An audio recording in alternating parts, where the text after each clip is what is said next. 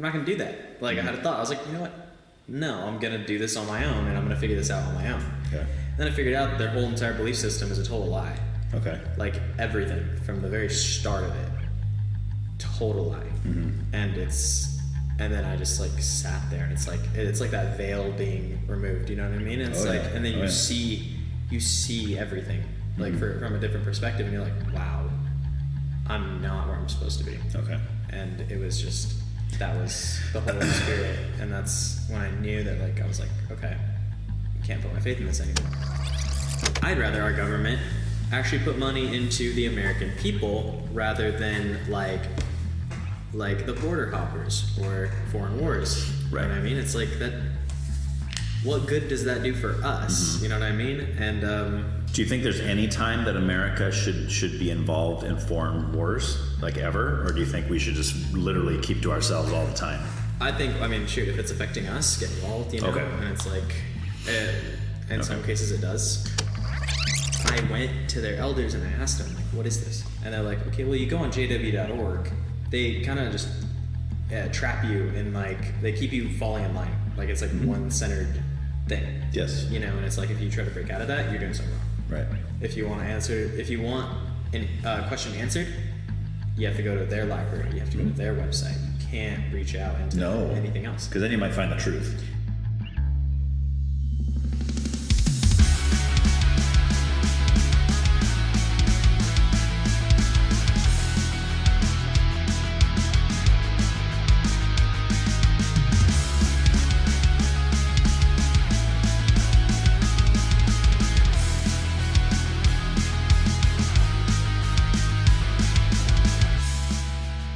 Happy Thanksgiving to you, and congratulations! You found your way over to another life-altering episode of the Why Can't We Talk About That podcast. Whether you arrived here by accident or on purpose, thanks for coming. Another great conversation is coming up, but as always, I need to remind you of a few things. First, send me your thoughts. Tell me what you think of this episode or another episode. Just tell me hi or let me know you've been listening. I really do get excited when I hear from you, so please keep those coming. And second, I'm sure that there are plenty of amazing people out there that would be great guests to have on the show. If this is you, let me know. If this is someone you know, let them know, and have them let me know. And just so everyone knows, you don't need to be local. I have done many episodes with people in other states over a Zoom call. So even if you or someone you know lives in, like, Rhode Island or something, I would still love to have you on the show. The way that you can contact me is by sending me an email at whycan'twetalkaboutThat@proton.me. Thanks in advance. Today's episode is a milestone episode, as my guest holds the record for being the youngest person that I have ever had on this show. His name is Nathan Black. He is only 19 years old, and before you ask, yes, he is indeed wearing a banana hat on his episode picture. This is partly because he works at Jamba Juice, but mostly because he just really enjoys wearing banana hats.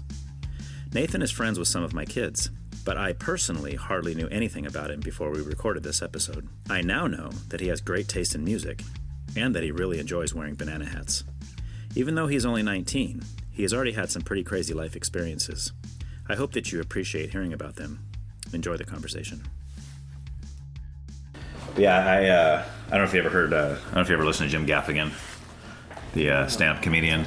No. Most of his humor revolves around food, and he has a whole thing about grits. How he's like, I've tried to like it. I just, they're like, oh, you got to add this, like 12 candy canes, and like it's like all this kind of stuff, And he's like, I just can't do it. It's like wet sand, And it's for me, it's not the texture that bothers me. It's bland. But every time I say that to somebody, again, like you, who is either from the South or has family members that are from the South that have exposed you to grits, it's like they know what to do. Like, they don't just give you, here's grits. Plain grits. Yeah, plain grits. There it is. It's like, it's just no flavor. So, I mean, I think that's kind of the part for me. But, yeah. So anyway, I was telling you, we were, when you asked me how the morning's going, we went to Simple Cafe this morning. They had the grand opening. Do you know where that's at? I've heard of it. I don't know exactly what it's brand new. I mean, the first one they opened was over here off Skyway, kind of by Fire and Vice, like in that new little area right there where there's like a hot dog. There's a bunch of places that are going in there, I guess, but there's hardly anything in there yet. Yeah. But Simple. But the reason I go there is because they make this Big Train is the brand of chai that I like. Oh, nice. So I go. They used to have it at Coffee Time that drive-through over by Target, but then they closed they down. shut down. Yeah. Yeah. But anyway, they just had a brand new grand opening of the second location, which is where the second Cups and Crumbs was over on is that Stoll and Miller, in the corner right there. I think so. Because Cups and Crumbs started in Orchid, and then the whole, I don't know if you heard about all that. They had like embezzlement problems. They had to close all of them. They had to close Homestead, which was their little deli place. It was right there in Orchid. I loved Homestead, and I was like so disappointed. I mean, it's really nice what they have there now. I've been there once and it was great. Oh, the burrito. Yeah, I haven't tried it, but I remember Burrito Loco. And I guess that's the same owners that used to own Burrito Loco, which was over, what's there now? I think it's an auto supply store now. Right next to, like in that same strip as Cold Stones. Okay. But it was on a corner right there. That used to be Burrito Loco. And they had the best salsa ever. They used to win like every year for best salsa. That's awesome. So good, man. Yeah, their food was great. I enjoyed it, and it was like good price too. And I wasn't like, yeah, cool, man. I'll have to. Yeah, it's on the list. We're definitely wanting to check it out. It's just we don't get over that way as often. Like whenever I think of somewhere to go, I don't think, oh, Old Orchid. I don't know why. I know Old Orchid has some pretty nice spots. Like, I know. Like Blast, and then also. Yeah, that spot there. And then there's a place I have not tried yet. Mm-hmm. I just started living there, so it's like, I got to check it out. But you live in Old Orchid? Yeah, I live off Clark. Oh, okay. You live with James, right? Yeah. Okay. Yeah, it's interesting. My mom was telling me, she's like, you're an Orchid baby now, because like we lived in like Tanglewood. Oh, okay. That's kind of Orchid. I mean, that's kind of like way out there Orchid, but it's like way out there, and it's like, it's just not as nice. No, I would agree with that for sure. So you guys are moving up, is what you're saying. Oh yeah, exactly. I'm moving up. Okay. What's the place you're saying you haven't tried yet? I just know there's Blast? Places there that I haven't tried. I tried Blast. I tried the burrito spot. I had Homestead when it was there. Yeah. And then there's other little shop that I tried, but I think it was like a tiny little cafe. I could be wrong. I could be thinking of somewhere else. Well, I know there's like Ulivetto's, this good Italian right there. There's Jack's. Obviously, Jack's is well known for breakfast and stuff. But I've been to Jack's too. And then next door to that is Patricio's Pizzeria, which is like the best pizza on the planet. That's awesome. I gotta check that out. I love pizza. So. Do you like thicker crust or thinner crust? Ooh, honestly, I'm not picky. Like it's like if it's a thin crust, it has to be like crunchy for me. Yep. And if it's a thicker crust, like it has to be soft. Like I'm a little particular about like those things, but I like both of them. Okay, because Patricio's is pretty thick. It's really thick. Oh wow! So if you like a thick, really like eat 2 slices and you're done kind of pizza, then that's the best place for that. That'll be nice, dude. It's so good. It sounds great. It's so good. But what else are there? Bellaforno's over there. That's pretty good. Yeah, the Orchid's got some good spots, dude. Even that little Mexican place there is not bad. The Old Town Mexican, that's pretty good food over there. But anyway, and last night we went to the Cambria Lights. Oh, sick! So that was fun. So we went with the Angs, Pat and Christine. So he's doing the photography, the videography for their website. Really? Yeah, so he gets in. It's not open to the public yet, and he's allowed to invite friends. So, man, me and my wife are like, this is the best thing ever, because we haven't been there in years. Yes. And that's awesome. Dude, it was great. I've never been. I am going this year. I'm really excited. Cool. So prepare to rub shoulders with a bunch of people you don't know, because it's crazy busy, man. I believe it, and it's on a weekend too that I bought my tickets. So. Woo. Yeah. You going with your family or with like friends? No, I'm bringing a girl actually. Oh, okay. Yeah. First date? Second date? Quite a few dates? It'll probably be like third date. Okay. Kinda. Yeah. That's a good third date. Yeah. Nice, man. She doesn't live close in the area, so she's visiting. Okay. So it's like it's a little tricky with that. How'd you meet her then, if you don't mind me asking? Well, she's lived here like her whole life. I've known of her. I've met her before, but we never talked. And then randomly, her family was just like, let's move. Oh, what a bummer. And when I started talking to her, I didn't realize that she had like left the States. Oh. Or just California. Okay. So she lives a little ways away, but. Oh, wow. Well, I'll tell you this. Maybe this will be encouraging to you. Maybe it won't. But when I first met my wife, who's now my wife, she was only 15 at the time when I met her, and she lived in Napomo, and I lived here. And then literally like a month after we met, her parents moved to San Diego.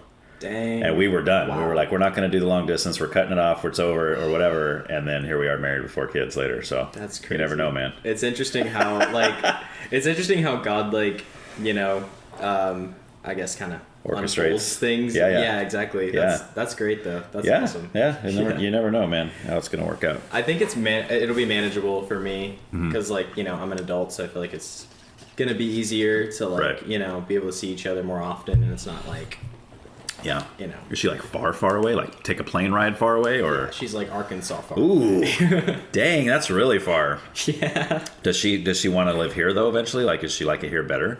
No, but I'm like the same way though. I don't really want to live here. Oh, you don't? Okay. No, it's only like cost of living thing. Like, you know, people like in her state, she works at a coffee shop and she has her own apartment. Yeah. And it's like, I'm a little jealous because I'm working 2 jobs. Yeah, right. Yeah. California is not the good place for young people to be trying to buy houses and stuff. Not at all. It's crazy. I'm hoping to move out of California like down the line. Just wanting to save up more and, you know, just see what happens. You got your sights on any specific states? I really like Idaho, but Idaho, their cost of living is actually higher than California. Because everybody from California went up there like 5-6 years ago. I know. Oh, I heard North Carolina is really nice. North Carolina would be pretty cool. Yeah. Hope you like heat and humidity, though. That is true, and I'm not the biggest fan of heat. Well. So it's like I kind of have to... You'll acclimate, though. Exactly. You know? Over time, I'll get used to it, but... I haven't seen like that side of the States. I want to. Okay. So kind of right now just gotta wait. It'll be an adventure for you. Oh yeah. I'd love to do like a little road trip. Oh, there you go. Nice. Yeah. Because you're 18 right now? 19? I just turned 19. Okay. When's your birthday? November 3rd. Oh, okay. Yeah. Nice, man. 3 weeks ago. Okay. Awesome. Mm-hmm. And you born and raised in this area, or? Yes, sir. Okay, so that's part of the weather thing that's hard because. Yeah. I mean, I've been here 46 years, so it's like I go anywhere where it's colder than 50 and hotter than 80, I'm dying. Exactly. Especially if, like humidity, like going over like Florida and places like that. You're like, ooh, man, this is miserable. Like people live here. It's like crazy. Seem to be having a great time. Yeah. Well, either that or they pretend really well or something, man. But yeah, I ugh. hate the hot weather. Like I run warm. Okay. So it's like I remember like me and James. Oh my gosh, he gets so mad at me because like he'll be like freezing cold, and I'm like, dude, it's really warm in here. Don't turn on the heater. Yeah. And like, so he runs cold generally. He runs real cold, and like I'll keep. During summer, I kept my window open like all night, and he's like freezing. Oh boy. I feel bad. That's awesome. But see, for me, like you can always put on more clothes or more blankets or more whatever. You can only take so much off. Exactly. Right? If you're like burning up and you're sitting there in your boxers, it's like, what more can you do? Exactly. You know? So in that situation, I would just tell James, just put on a jacket. You know, put on 4 or 5 hoodies and get under a blanket. Exactly. You know? And I'm not comfortable being in my boxers. So. Right. Well, yeah, I wouldn't either. You know. Yeah, for real. The friendship would take a whole new, that'd be a whole new level of friendship then. So, yeah, I think that's it. So we'll jump in. We'll go with music first. Okay. You a music fan? You like music? I am obsessed with music. Obsessed? Okay, cool. Right, man after my own heart then, because I live and breathe music all the time. Exactly. Constantly. Like, and it doesn't matter like what kind really. It's just if it's good, I'm into it. So, so I like to go back like as far as you can remember. Like, what's the first time you remember really enjoying music? Really enjoying music. I'd say like the car rides to school with my mom. Okay. Like we always had. My mom has interesting music taste. Like we'd get in the car, it would be like grunge rock. Okay. Or or then it'd be like country. Okay. Like she had like a little mix of stuff. And, that's awesome. I didn't really build a connection with music then, but it was later down the road. When I was probably in like 5th or 6th grade when I really like found like the artists that I like. Okay. And, I started to deep dive into their music and. Now, who was that? Do you know? Do you remember? 21 Pilots. Okay. Yeah. All right. Okay, we're gonna have some stuff to talk about there then. Oh yeah. I'm a huge 21 Pilots fan. They're my favorite band Of all time. of all time. Okay. Okay. I'm hoping like next tour I'm gonna see them. I want to drop some money on them. Like, Have you never seen them live? No. Oh, I'm dude. so jealous of everybody. Oh my who gosh, has. dude! Like it's the greatest. I've You've been gone? I've been 3 times. Dude. I've seen them 3 times. I saw them on the Blurry Face tour. I saw them on the Emotional Roadshow tour, and then I saw them on the Trench tour. Dude, that is awesome. My older daughter, and her husband just went and saw the Clancy tour. They went to Oakland and saw the Clancy tour, and well, I'm not going to say that part because there's stuff that happens in the show that I don't want to give away. I've seen so many videos of it. Oh, you have? It's Okay. I know myself. Okay. I will get emotional. Oh, of course. Like just listening to these songs, like when I was a kid, I didn't really understand what they were talking about. Yeah. And then I get older and I've experienced this stuff, and then it's like, oh wow, like I connect with it so much more. Yes. So it's like being there. I know, like, because at the last song, they like play trees, yeah. and they have that big old thing that goes on, and like that's gonna be so like such a surreal thing. Oh, to dude. like, experience. Yeah, bring Kleenex because it Yeah. really, it hits you. I mean, because like you're saying, 100%. for people like us that actually understand what the songs are about, because for most of the world, honestly, first of all, they don't even know that 21 Pilots is a Christian band. Because I know they don't label themselves that, but anybody who's a believer and you listen to those lyrics, like Dude, their whole self-titled oh album. my, oh I know, It was dude. like- Yes. That was beautiful. Oh my gosh. Yeah. I love that. Yeah. Car Towards Your Death. Songs like that are just like About the Trinity. Yeah. And like Addict with a Pen is beautiful. yes. Yep. A March to the Sea. That's a good one. I'll just name all of them. Dude. Yeah, no, that's a I'll good do, like, one, a whole too. total deep dive on Yeah, every single. yeah. There's a bunch on there that like are some of my favorites that maybe aren't the popular favorites, like Flightless Birds. Is that what it's called? Yeah. Yeah. Okay. I got the Flightless Birds. I wasn't sure about the island part, but it's like, yeah, I love that song. You know. I'm actually. I'm gonna give myself a tattoo of that lyric. Oh yeah. On my leg. I've been planning it for a little bit. Which lyric? He says, "I am cold. Can you hear? I will fly with no hope, no Okay. fear." Nice. And then, So awesome. I love that song. Yeah. It's so beautiful. It's awesome. Yeah, it's really cool. And there's this connection, I think, with the fans that, like I said, that other people just don't get it. That is so true. But yeah. I have said before, and I still stand by this, that I think even though they don't label themselves as a Christian band, I think they have more Christian lyrics than any band I've ever heard in my life. And not only that, but they get it. They get the struggle. They get the walk. You know, it's not just like Jesus is great, Jesus is awesome, which is true, of course. But I mean, that's just so surface. Right. They're It's like, so much deeper than oh that. my gosh, dude! Yeah. It's like, like I said, anybody who's been walking with the Lord, you hear that and you go, oh man, these guys know. Yeah. They get it. You know, they understand. Exactly. So okay, so let's jump into 21 Pilots then, because what was? Do you remember what the first song you ever heard by them was? Might laugh at me. I'm not like a super old fan. I mean, Okay. I've been listening to them for like almost 10 years now. Okay. But Stressed Out was the first song I heard. Okay. In 5th grade. Mm-hmm. And yeah, I just love the sound. I was like, this is new. Like, Yeah. this isn't something that I've heard, and it was so different. Yeah. And man, I thought I could relate to the lyrics back then. I was like, I'm like I'm in Yeah. 5th grade, all stressed out. Yeah. Well, see, so I don't go that much far back either, because the Vessel album was the first I heard. I know people. I would have loved to have been a fan since the self-titled album. I know, I right? wasn't. I heard Guns for Hands on Radio U, and I was like, "What is this?" Probably could have afforded the tickets back then. Yeah, probably, right? And it might have been more personal, right? You probably could have, like, true. you know, because now it's like these big stadiums, and even the 3 times I've seen them, and there's no way you're gonna get to, you know. Although my son-in-law fist bumped Josh Dunn, because they did like the behind the scenes what's up. like back thing up in Oakland, just on the Clancy tour. So Yeah. they got to be right next to him and stuff. So some cool stuff like that happened. So I'm a little That's jealous. so cool.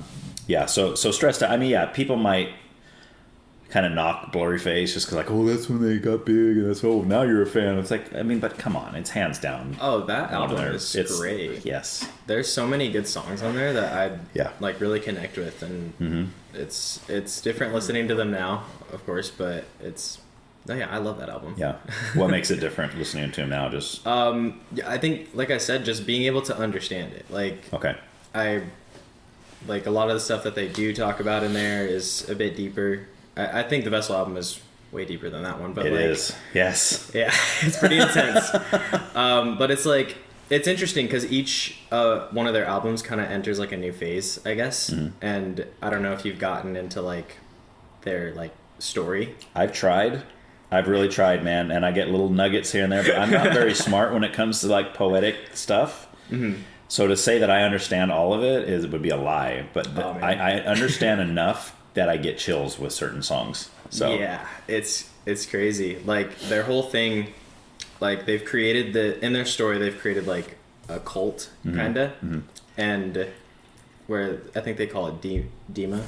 And Dima, yeah. Yeah, and that's their like. That's the city, right? Yeah, that's the city. And the people in it believe in like self-destruction and like like kind of like feeding into your bad habits. Okay. And the whole story for him, for like Clancy, is he's trying to escape that, and it's like a cycle, and it's a big metaphor for just your mental health. Okay. Okay. So it's like listening to each album and understanding that you see like the different phases of life, kind of, and just like it's like being in that dark place and then getting out of it and then getting pulled back into it, and it's just right because he has leave the city. Yeah. Right, and that's the end of Trench, I believe. And then, so what are your thoughts on like the Scaled and Icy fits in there in between that and Clancy? Oh yeah, so they like.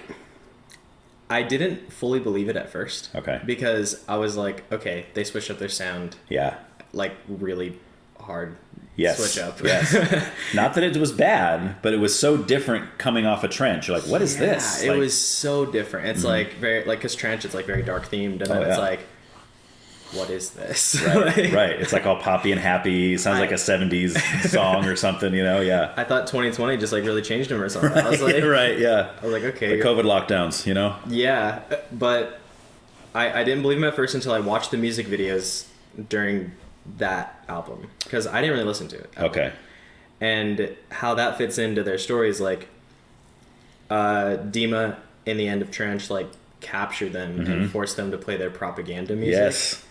And I like literally while watching that video of him explaining this stuff, and I was like, no way they're that clever. Yes. And they like switch their sound completely just for the lore. Yes. Like at the risk of losing fans, right? And not selling as many records. They lost me for a little bit. Yeah. That was it was messed up on my part. Right. But like right. I was just like, wow, I was listening to it and I was just like, this is just so different. And it's not really my kind of music. So. How do you feel about it now though? Has it grown on you? Listening to it now, some of the songs grow. Okay. Yeah. See, I felt the same way. I think it was just that initial shock of first hearing it, like, wait a minute, this isn't their sound. Yes. Right. So it's like it was so interesting and yeah. But yeah, it's brilliant. Absolutely brilliant to do that, right? Let's write an album that's not very good, like not very good, but so different in style that we know our fans are gonna be like, what is this? But then it's gonna fit into the story. We didn't want to write that album. We were forced by Dima to write that album. It's like, oh my gosh, mind blown. Awesome. Exactly. It's so crazy to me, and I was just like, I was in shock because I had gotten like a YouTube notification of like them announcing their Clancy album, and it's like that little when he's 5 speaking minutes. Yeah. And I was like, I cried when I heard it. Yeah, I literally did. It's deep. It really is. Yeah. And it's like watching it, like I hadn't heard of them in like a minute because I stopped listening to them for a while, and then I was like, oh, they're releasing new stuff. Let's check it out, And I was just like my face, I was like lit up, and I was like, no way. And I just started telling so many people about it. And I'm like, when I'm excited, I go along and I like yap about things. Yeah. So awesome, man. Oh yeah. So what did you think of the Clancy album when that came out? Incredible. Okay. I was like, I went in a little skeptical because I was like, okay, we'll see. And then Overcompensate came out and I liked it. Yep. And then Next Semester, I was like, that was hard hitting for sure. Right away, did you like that song? Oh yeah. Okay, interesting. Because for most people, they didn't. Really? Yeah, when they first heard it, and I wouldn't say I didn't like it, but I was a little thrown off by it because it was way different than their style. It was almost like kind of like a punky, it was just different, you know, but just not their normal style. And then the lyrics were kind of, you know, hey kid, get out of the road. You know, it's like, what in the world are you talking about? But it was a lot of people weren't really into it. They're like, oh, I don't like that one, because they released 3 singles. Mm-hmm. What was the other one? The third one? It's the third track on the album. I forgot the name of it now. I could look. But that one was a little more of the style of Overcompensate. But I think Next Semester was a little different. But yeah, I love it now though. I listen to it now. It's a great song in the story there. Oh, Backslide. There it is. I really like Backslide. Okay. That was, there's so many songs in there that like just fit in with like what I was going through at the time. Yeah. Like I really like Oldie Station. And and like I kind of disregarded that song, and then like I feel like us as humans, we look for things to like relate and like music and art and stuff. And I remember I disregarded that song, and then like I was just in a certain season where like I had to let go of like some people, and it's like, so listening to that song, it like was really like touching me, like it made me a little emotional for sure. Yeah, so. Which is their hope. I think they must be what they're trying to do, because it works. So for me, I think with Clancy, like, okay, so let me ask you though before I give you my thoughts on Clancy. Where do you pick as your favorite? Do you have a favorite album by them? A favorite album by them? Yes. Like, do you have I know that's really hard. I go back and forth myself all the time. It's like, it's either Self-Titled or Vessel. Okay. Okay. I love Vessel. There's so many good songs in there that just like, oh yeah, man, yeah, we're gonna go into Vessel because like you already said a minute ago, you think the lyrically is deeper than, and I agree with you, and we'll talk about some of those lyrics for sure. Oh yeah. So like when you hear Clancy, like where do you put that, as far as, do you put that like as the third favorite, or do you think, honestly, I would say yeah. Okay, so you put that over like Blurry Face and Trench? I'd say so. Interesting. Okay. Yeah, Trench was really good. I think there were just, I don't know, there were some, I don't know how to explain it. I don't know. Like, I really loved that album. It was really good. I don't know. I think those other albums just have a special place in my heart. And then this one was definitely a newer sound. Like, it's still like their music, but it's newer, and I really liked it. Okay. And it was just great. It's taking a little longer to grow on me than I was expecting. I love it, don't get me wrong, but I remember when I heard Overcompensate, I was pumped. I mean, from Welcome Back to Trent, I'm like, yes, we got him back. We're Scale Nicey is in the rearview mirror, and we're back, And then I felt like the rest of the album, though good, it didn't really kind of bring that energy of Overcompensate for me. Mm-hmm. But the more I listen to it, a lot of those songs are really starting to grow on me now. In all honesty, Overcompensate was probably like one of my least favorite. Interesting. On the album. Okay. Like, I don't know, it was good, but it's like not a song I would like listen to over and over again. I think I don't know. Okay. But it was good. It was a great intro, like to the album, and it pumps up, man. Oh yeah. And I would love to see on tour when they open with that. Just like, yes, get into it. That's a great opener song. For sure. Yeah. Like, yeah, it's great. Well, most of their albums they do that. I think on purpose, because I know when we saw them on Blurry Face, they did what's this opener on that one? Heavy Dirty Soul. Yeah. Which is another really fast kind of moving. He's rapping real quick in the beginning, and it's a great opener song. It's cool how they do little transitions, like, and I've seen in their tour now, they go from like one song into another song. Yeah. And it's so beautiful, and I love how they do that. Oh, dude, wait till you get to see them. You are going to be blown away. It is the greatest. Those guys put on the best show I've ever. Like I said, I've seen them 3 times. I've been to hundreds of concerts in my life, and they are hands down the best. That's awesome. Like, nothing even comes close. I know they get the crowd very involved. Like, it's like, even if you have like a nosebleed seat, it's like you're still in the show kind of. And it's so nice how they do that, and they're very connected to their fans, and I think that's a great thing. They're a band that means something to the people that know what they know. And that can't be said for a lot of other bands. For most bands, it's just, I like the music, it's good. Right? With them, it's like, I like the music, it's good, and it changes my life. Right? Literally, like, I remember a lyric in Message Man, like, where he's saying, the lyrics aren't for everybody. It's like, you get it if you understand it. Right. And right. So it's like it's so true. Like you like. Yeah. And when people make fun of them, because I would get made fun of for listening to them. Really? Yeah, like all the time when I was younger. Really? And even like my closest friends, like interesting. My best friend, he like made fun of them too. Does he like them now, or he still doesn't like them? Oh, he likes them. Okay. It's not his favorite band, but okay. He'll come around. I know, right? I just gotta like slowly influence him. Yeah, we'll pray for him. I feel bad for people because I will like rant about music and lyrics that I just find so unique, and everyone's just sitting there. They're like, "Yeah, man, that's great." Hey, see, we're the same in that way, and I've been that way my whole life. That is awesome. I mean, you go back to like the days of the gangster rap I used to listen to back in when I was like 10, you know, and I was even back then. I was like, "Oh, did you hear what he said? Man, listen to what he's saying here. This is like, you know." And my friends are like, "What are you talking about? This is like." I like the beat. That's as far as they got. I hear that I like all the beat. time. They're like, "Yeah, I'm really like a beat guy," and I'm like, "Yeah, I have to like understand the lyrics. I have to connect with the lyrics, just to enjoy the song." Sure. Yeah, like that's what I look for first in music. Do you find that there's ever songs where like you love the lyrics but you don't like the sound of the song? Oh yeah. Okay. Yeah, because I'm that way too. I'm like, oh yeah, these lyrics are great, but I just don't like this song. I don't like the way it sounds. You know. It's kind of off-putting, and you're just like, I don't know if I can like this. Right, right. And then by the same token, there's songs where I love the sound and I hate the lyrics. Yeah. Like these lyrics are terrible, but man, I really like this sound. Yeah. So I think where I'm at right now, we're going to get into Vessel in a minute here, but where I'm at right now is, and like I said, I go back and forth, but I think I have Blurry Face and Trench as my favorite. Nice. And the only reason that is because I feel like there's songs on Vessel, and even some of the songs on Regional at best that are only on Regional at best, that I think lyrically are just the best they've ever done. But I think from a whole album standpoint, like I can put on Blurry Face and literally not skip any tracks. Like I love all of them. Awesome. Trench, same way. Like there's literally no songs. I could probably pick a least favorite song on each of those.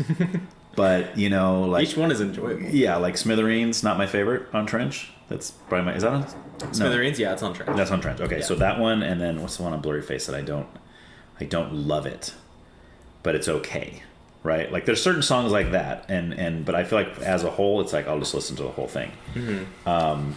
But Vessel and Regional at Best, I think...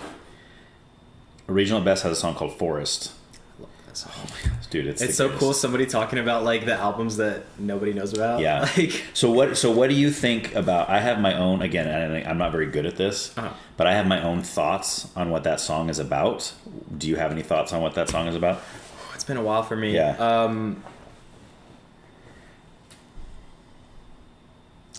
I feel like it's in a sense. I'm like rethinking the lyrics real quick. Yeah. It says, down in the forest, we'll sing a chorus, one that nobody knows. Hands held higher, we'll be on fire, singing songs that nobody wrote. Man, that's tough for me. It's like I feel like in some way he's reaching into like spiritual stuff. Mm-hmm. But like I haven't done like a total like deep dive on that song. Okay. But me and my cousin, who's also she's a big 21 Pilots fan. She's much better than me at this. Like her brain works that way where she can hear lyrics and like, oh, this is what he's talking about. So I always go to her, and I had a whole different kind of view on this song. I thought it was, I think it's pretty obviously talking about church. Yeah. Right, like a church service in general, like singing songs in church or whatever.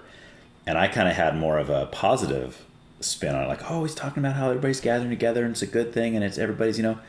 But she kind of brought some lyrics up that made me think, and I agree with her now, that it's the opposite. It's almost like saying these people are kind of like mindlessly just like chanting, and they don't really even know what they're doing, you know, and like it's a bad thing. And I was like, ooh, wow. Well, because that second like rap that he goes into, that's really deep. Like, and like I remember that part. He's like, my tree house is on fire, and for some reason I smell gas on my hands. It's like self-destructive, and and no, I totally agree. Like the aimlessly chanting stuff, and like with no actual purpose, you know. Yeah. And Yeah. Every time I hear that lyric where he says, the gas on my hands part, I get chills every time. Yeah. Yeah. So it's like, this is not what you're supposed to see. You know, it's like, oh, they have so many things that just kind of like get you thinking, and it's like, yeah, like you said, just chills is just perfect way to describe it. Yeah. All right, so let's talk about some songs on Vessel. Okay. What are some of the ones that you think are really lyrically amazing? The ones that I really love are Holding On to You. Oh yeah. Holding On to You, I think that one might be my favorite on that album. And then Fake You Out, that has a special place in my heart. Okay. That's kind of a unique one to put on your favorites list. Yeah. That's a doot doot doot doot doot doot doot doot, right? Is that the one? Yep. Okay, yeah. That one's great. I love I really like Screen. Screen's really good. Semi-automatic. Yeah. If you want me to go deeper on these, I totally will. Yeah, I want to know why. I want to know why you Yeah. like what specifically you like about these songs. Like, what is it that means something to you? Holding On to You, it's like that one. First off, I just love the sound of it. It's so great, and the music video represents it like perfectly. Right. And it's like, for me, like, I think this is why music is so interesting, because everybody can have a different perspective of the song, and it can, like how you're saying, like Forrest meant something completely different to you. Right. Like for me, like Holding On to You is like kind of like trying to like let go of your bad habits, I guess. You know what I mean? And he has like such a unique way of describing like the battle between like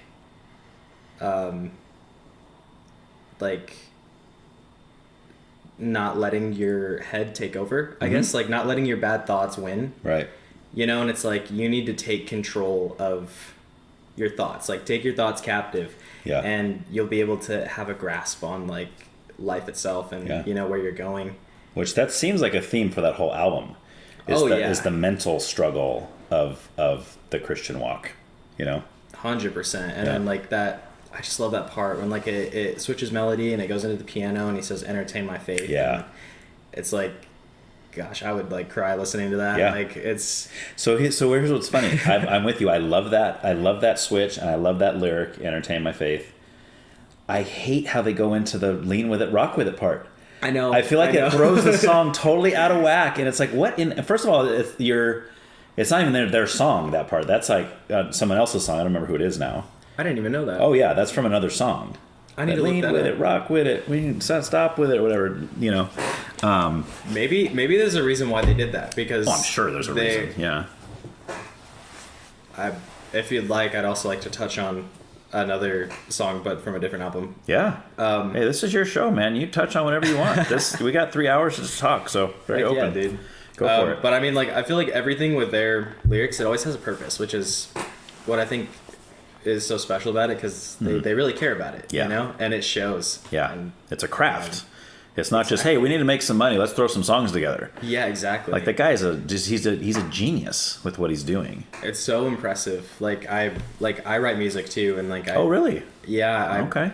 I love it, and I've been inspired by him so much. Like it's inspired my writing and had a heavy influence on it. Nice, dude. But another song on the album, like this one I didn't mention, but Guns for Hands. This is one of the songs I didn't understand it at all. And like I got older and I was like, oh.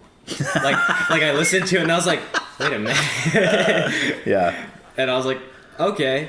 So I connected with the song even more, like that I got older and I had like been through that, you know? Yeah. And like I appreciate them so much, because like they talk about those things that like it's kind of like not okay to talk about, Right. you know? And I grew up in like a family where it's like mental health didn't exist. It's like Okay. like you shouldn't talk about it, kind of. It's like, like it was taboo. Yeah, Like it existed, but they would just keep it on the download. And we all like I have a long list of like suicide that runs in my family. Oh wow. But it's like, you know, everyone still had this stigma of like, you know, you need to just man up and like just deal with it. You know? And yeah. it's like I heard that all the time. So it's like it's like listening to their music, I feel very like okay to like express that stuff, you know, and be like, I'm like, yeah, that's what happens, you know, and it's like it's a normal thing. Right. And they You know? get it, you know, Yeah, exactly. right? They get it. Yeah. Yeah. So I already told you that Guns for Hands, I think I already mentioned that. That's the first song I ever heard by them. Oh yeah. Yeah, I played it on the radio, and I didn't really understand. I'm not even sure I totally understand it now. I'm going to have you kind of break it down more, but I couldn't. I heard as soon as it got to that part where da, da, da, and then it goes into the beat, the rap part, and I'm like, whoa! Like just that alone was enough for me to take pause and go, okay, these guys are doing something totally different. And then I ended up. It was months and months later. I ended up getting the Vessel album and listening to that and going, oh wow. Yeah. This whole thing is awesome, you know. So, so what do you think Guns for Hands is talking about? The whole song is about self-harm. Okay. And yeah, that rap part, he's breaking down like, you know, like we turn our hands like to guns and like, you know, we use them to hurt ourselves. Right. And like suicide. Yeah. Okay. And you know, he's kind of like, and in that rap, he does this a lot with some of his songs. It's like, okay, you know what? It's like, this is how you're living. Switch it up here. Yeah. You know what I mean? And it changes your perspective on things, you know? And but yeah, like, I remember the reason why I was like, I need to like actually look into these, because there's one lyric, he's like, and you say to your parents that it'll never happen again. And I was watching a live video of it, and he would do this. Oh, like with the really? mic. Yeah. Oh, wow. And I was like, what is he doing? So then I looked it up, and I was like, this whole song is about self-harm. That's like, and yeah, so that song has a special place in my heart. Which makes you wonder, like, because I know he's kind of a private person in a sense, and it makes you wonder, like, did he must have, like, struggled with that himself. You have little glimpses of things, and I know that, like, I've seen, like, interviews of him, and he's talked about some stuff. And then I think it just really reflects in his music. Yeah. And the music videos, for sure. And, Right. like, there was something I noticed that I used to do, and I saw it in a music video, and I was like, interesting. Like, in one of his music videos, he wore, like, a rubber band around his wrist, and that's, like, in therapy, like, I learned, like when you have, like, an urge to, like, hurt yourself, you snap it. Oh, And, okay. So it's still inflicting pain, but not severe. Yeah, it's like that. It just, like, kind of tricks your brain out of it. Okay. And I was like, huh, that's interesting. Like, Yeah. you know, and it's like, I could tell, like, you know, he's experienced things. Sure. And it's like, he has, he's just a very deep person. Like, it's interesting listening to him in interviews and conversations with people. Like, Speaking of interviews, did you ever hear, I'm sure you have, but it always cracked me up whenever they're asked how they met. Have you seen this? yes. And they make something up on the fly right then and there, and they've decided this together. Like, okay, when they were asking me, how did you guys meet? And they just make some, and neither one of them knows what the other's going to say, and it's the funniest thing. I remember the one I was watching, was Matchbox Cars. Tyler goes, yeah, it was the online thing we're doing. And then Josh is like, yeah, the Matchbox cars. You know, the Matchbox cars? I was selling the Matchbox. And Tyler goes, yeah, that's right. Yeah, I was buying these Matchbox cars trying to set up my thing. And then we started talking, and it's hilarious. So you can find all these clips of all these different interviews where their story of meeting is totally different, you know? And I'm not sure they've ever actually told the truth about it, you know? I know. That's why I don't, I'm like, I don't know what to believe anymore. Yeah. They're so goofy. Oh, man. So funny. Yeah. I don't know if you ever saw, it's old. It's back probably maybe Blurryface. When Blurryface came out, there was a video of them playing a game. I forgot the name of the game, but you're riding a bike. Have you seen this? You have to YouTube it. It's the stinking funniest thing ever. You're riding a bike, and there's a kid on the back in the bike seat. Yeah. And you're trying to ride, and you're hitting mounts, and you're flopping. There's blood flying everywhere. But it's like stick figure almost kind of animation. Oh, okay. And they're both playing it, and they're laughing. Dude, it's one of the funniest videos I've ever seen. I gotta check that out. It's hilarious, man. It's so funny. Yeah, they're hilarious. Yeah, so I think for me, Migraine is probably my favorite song on Vessel. It holds my favorite lyric of any Tony and Pilots song of all time, which is, sometimes to stay alive you gotta kill your mind. Dude. That is Wow. heavy. Very, extremely heavy. Yeah. That one is. Yeah. And even the chorus, am I the only one I know waging my war? What does he say? Above my... Oh, dang, I'm messing it up. Wait, let's see. Wait. Behind my eyes and above my throat or something like that, which is where your mind is, right? But he can't just say mind, of course, because he's Tyler, so he's got to make it poetic, and describe this thing. Yeah. So I love their metaphors, like suicidal craving lions, like in the beginning of that song, and I'm like, wow, that's yes. And gosh, it's so elaborate, like insane. Yeah. I think for their older stuff, they did a lot of that, like if we're going to like regional at best, like Glowing Eyes, that's a really good song. Yeah, I love that song. I do too. Another one most people don't even really know about. Oh yeah, so yeah, that's a good one. Yeah, that one's really good. They get into like,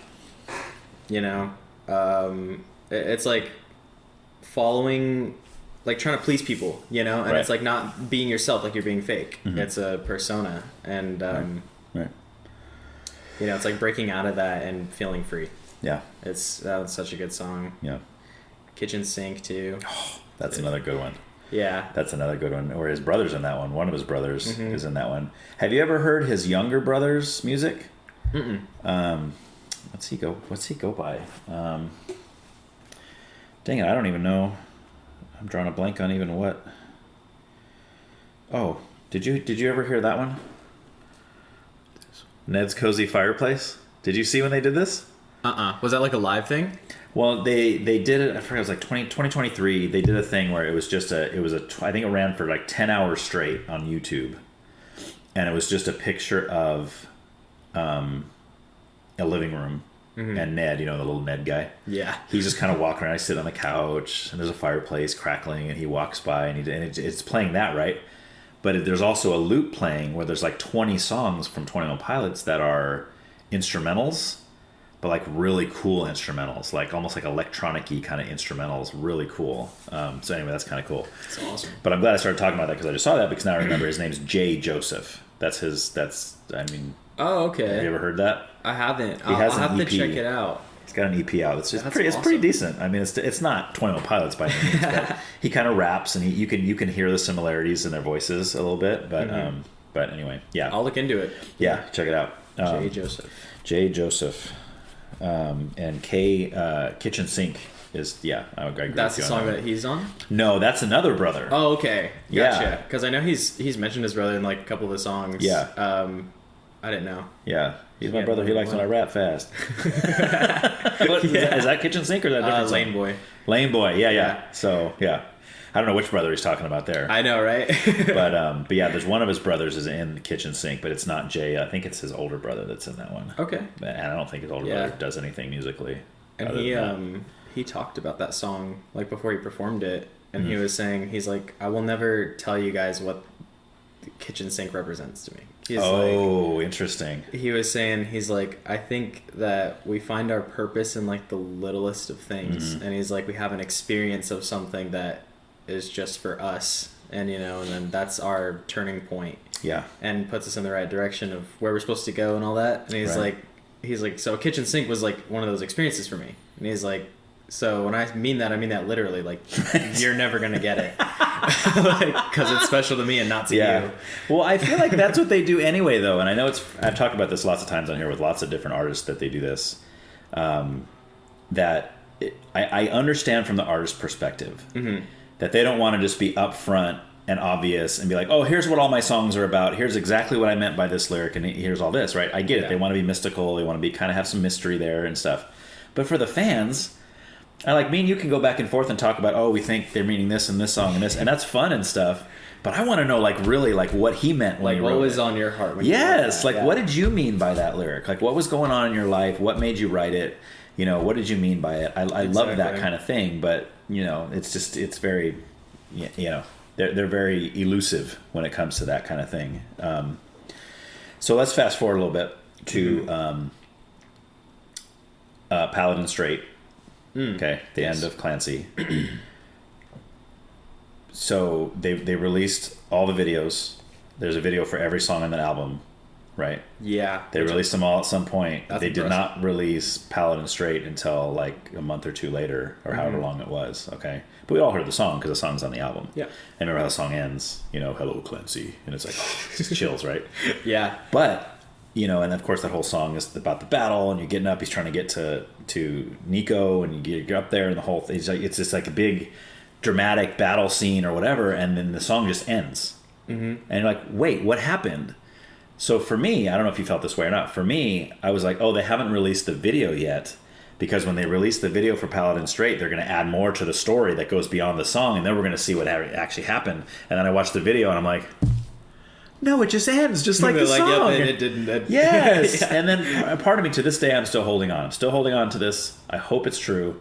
I hope they're going to pull a Taylor Swift and release like a second disc for Clancy. Just out of nowhere. And be like, oh, by the way, here's the actual second half to the story that's going to finish it off. That would be so crazy. Oh my gosh.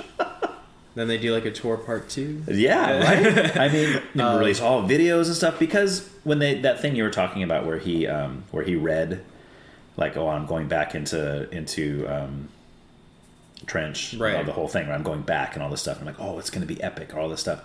And I was so excited because he's talking about how this is the end of this story.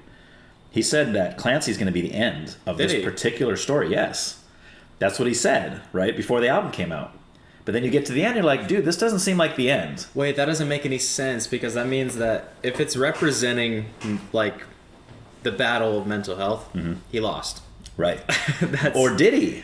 That's also what I'm thinking. It doesn't really say, right? He grabs him by the throat, hello Clancy, and then it's over. We don't know what happens after that. Maybe he pulls a sword out of his back and chops Nico's head off, and then he wins. Like, who knows, right? That's tough. I did not know that. Yeah. Dang. I ruined your life. Absolutely.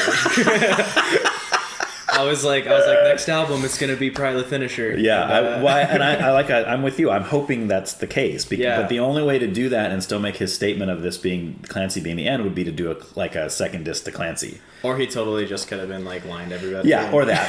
He could be like, psych, sorry, we're actually going to continue this story. Part of me put it past him. Yeah, right. And part of me, although I loved the whole lore and the story behind that, part of me is like excited for what they're going to do next.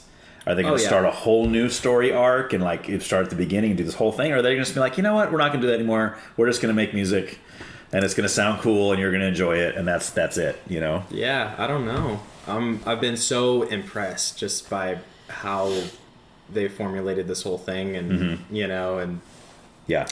So it is, you know, it gets you curious, like you know, what's next. Yep. But I bet I'll like it no matter what. I mean, yeah, they're always going to have like special place in my heart. Right.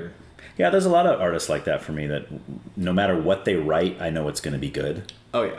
Even if it's not as good as maybe something else they did. Oh, I like this better than this, but it's very rare that you're like, oh, this sucks. This is terrible. Right. Yeah. Do you have any other artists like that? I actually just saw him in concert. Okay. David Kushner. Never heard of him. Never heard of him. No. You've definitely heard his Daylight song. Oh, okay. Got really popular. Okay. I was listening to him when he had only like one song out. And I think at the time it was like Miserable Man. That was like, I think his first song that he released. Okay. That song's really good. Mr. Forgettable. Boy, this guy sounds like a really happy guy. Miserable Man, Mr. Forgettable. Which is actually funny because Miserable Man is actually like a happier song. Okay. And then Mr. Forgettable, that one, he's talking about his grandfather with Alzheimer's. I didn't know that for the longest time, but that song meant something completely different to me. And it was my most listened to song of last year. Oh, wow. Yeah. Okay. Like on Spotify or whatever? Yeah. Okay. Yeah. His lyrics are so great, and he's a Christian. Okay. And a lot of his songs are about like his struggle with like lust and things like that. And I think it's so interesting. I'm like, nobody really talks about struggling with that like in the industry. Like, like those are things that are normalized. You know what I mean? Right. Like, why do you think that is? Why do you think it's so hard? Oh, maybe hard's the wrong word. Why do you think that most Christians don't talk about that stuff? I think I say it's just a very frowned upon thing in a sense, and like you said earlier, some things are just very surface level with people. So it's like if you get into like Christian artists, you know, I don't think not a lot of them, like the mainstream ones, won't talk about those things or get deep with that, you know? Right. I don't like a lot of Christian artists. For that reason? For that reason, yeah, because it's just like not a lot of it really, like, it's just like, you know, like you said, it's like God is good, God is great, like that's all their music. Right. And it's like, yeah, okay, there's nothing deeper than that. You know, it's like, what's the internal struggle? Like, you know, and I think it's impressive when people are brave enough to like, you know what, this is my struggle. This is my sin. And this is like me crying out to God. Yeah. You know? Yeah. And that's like all of his music. Like this whole entire album was his struggle and like surrendering himself to God. And he's not labeled as a Christian artist. And he got really big and then started releasing songs that are more centered towards God, and I was like, that's awesome. Okay. Usually it's the other way around, right? They get big and they're like, oh, I can't talk about this anymore because I might lose my record contract. I don't know if he's independent or not, but yeah, he's... And what's his name one more time? David Kushner. Kushner. With a C or a K? With a K. With a K, okay. And he's always been just like a solo artist? He's not like been in bands or anything? No, not a band. I mean, like he has people that play for him, but I don't know if that's like... It's like it's probably just like touring band and stuff. Yeah, exactly. I always have a hard time with, and this is kind of what I was getting with about asking why Christians have a hard time talking about this. I almost feel like we have this idea as Christians that we're supposed to, like everything's supposed to be great all the time. You follow Jesus, everything's wonderful all the time. So it's like we almost feel like, well, we can't let anybody know our struggles because then it makes Jesus look bad. And I'm like, no, you don't understand. That relates to people so much more. Like you're talking about this guy writing a song or songs about his struggles in his walk with the Lord. That is more biblical. That is more reality. That is what more people are going to relate to. Exactly. Because it's like, you know, it's like despite my struggle, despite my flesh, I'm still choosing to follow Christ. Yes. And it's like, I think that's more beautiful than just like, I'm happy. Everything's always perfect. Because it really isn't. Right. Because when people tell us that, we always think, yeah, right. Like you don't believe them. You're like, there's just no way, dude. I'm sorry. You're phony, you know? And like there's a difference, like it's like there's a difference between like a Christian struggling and someone of the world struggling. Yes. Like big time. When you're a Christian, you actually have hope. Mm-hmm. You know what I mean? And then when you are in the world, like I've experienced both, and it's like you are hopeless. Right. You know, like you don't. Right. You can't put your faith in anything. Right. So. Right. Yeah, and it's not even. Yeah. Forgot where I was going to go with that, but yes. So David Kushner. Yeah, he was great. Such a great performer. Okay, and you saw him live where at? House of Blues in Anaheim. Okay. Yep. That's a downtown Disney, yeah. Yes, sir. Okay. Or well, not downtown Disney. It's like near that area. Okay. It's like right next to it, pretty much. Gotcha. I've never been there. It's pretty nice. It's a smaller venue. Okay. It was great though. It feels a little more personal when like it's not like a huge like place. Yeah. You know? Yeah. So what got you down? I mean, that's a 3-hour drive. What got you there instead of like when 21 Pilots paid in LA? How come you didn't get down there for that? Money. Oh, gotcha. His ticket was like $40. Okay. And theirs is like $300 for seats where you're pretty high up. Yeah. So I want to spend money and like get general admission tickets, could be in the pit. Right. And you know, oh my gosh, I will go a day early and like stay in line. Yeah. Like, yeah. I'm that determined. You'll get there, man. I will. One day I will. And geez, my car barely made it to this show. Oh yeah. Yeah. Did you go with some friends? I went with one friend. I drove him, and then my brother lives in Orange County, and he's like right next to the venue. Okay. So. Well, that's nice. So you just stayed at his house that night, maybe, or? No, because originally it was supposed to be me, my friend, and his girlfriend. But then something happened with their cat. She had to stay home. Oh. And so he had booked a hotel already that we were going to stay at, so I couldn't really cancel. So I would have stayed with my brother, but. So he still went, but he just left his girlfriend at home? Yeah. To deal with her cat. That's awesome. We had such a great time. Yeah. Part of him was like, yes, all right, dude's night. So he's a big fan also? No, guessing. Actually. Oh, he just went with you. Okay. Yeah, it was kind of like, something I did. I was like, you know what? It's like my birthday month. I want to like really want to see him live. So you know, it's like I want you there. So if you can come with me. Oh, nice. Yeah. And was it a good? Was it worth it? Like you felt like it was a great performance? Oh yeah, Okay. I would say there was an experience there. Oh. My gosh, I was getting so mad, but like there were these two guys wasted out of their mind, and like I hate that. They were gay. They were dancing on each other and like in front of me, and they Ugh. kept stepping on my shoe, and it's like I've been in some pretty hardcore concerts. Like, Right. I'm not afraid to like push somebody out of the way. Right. Yeah. So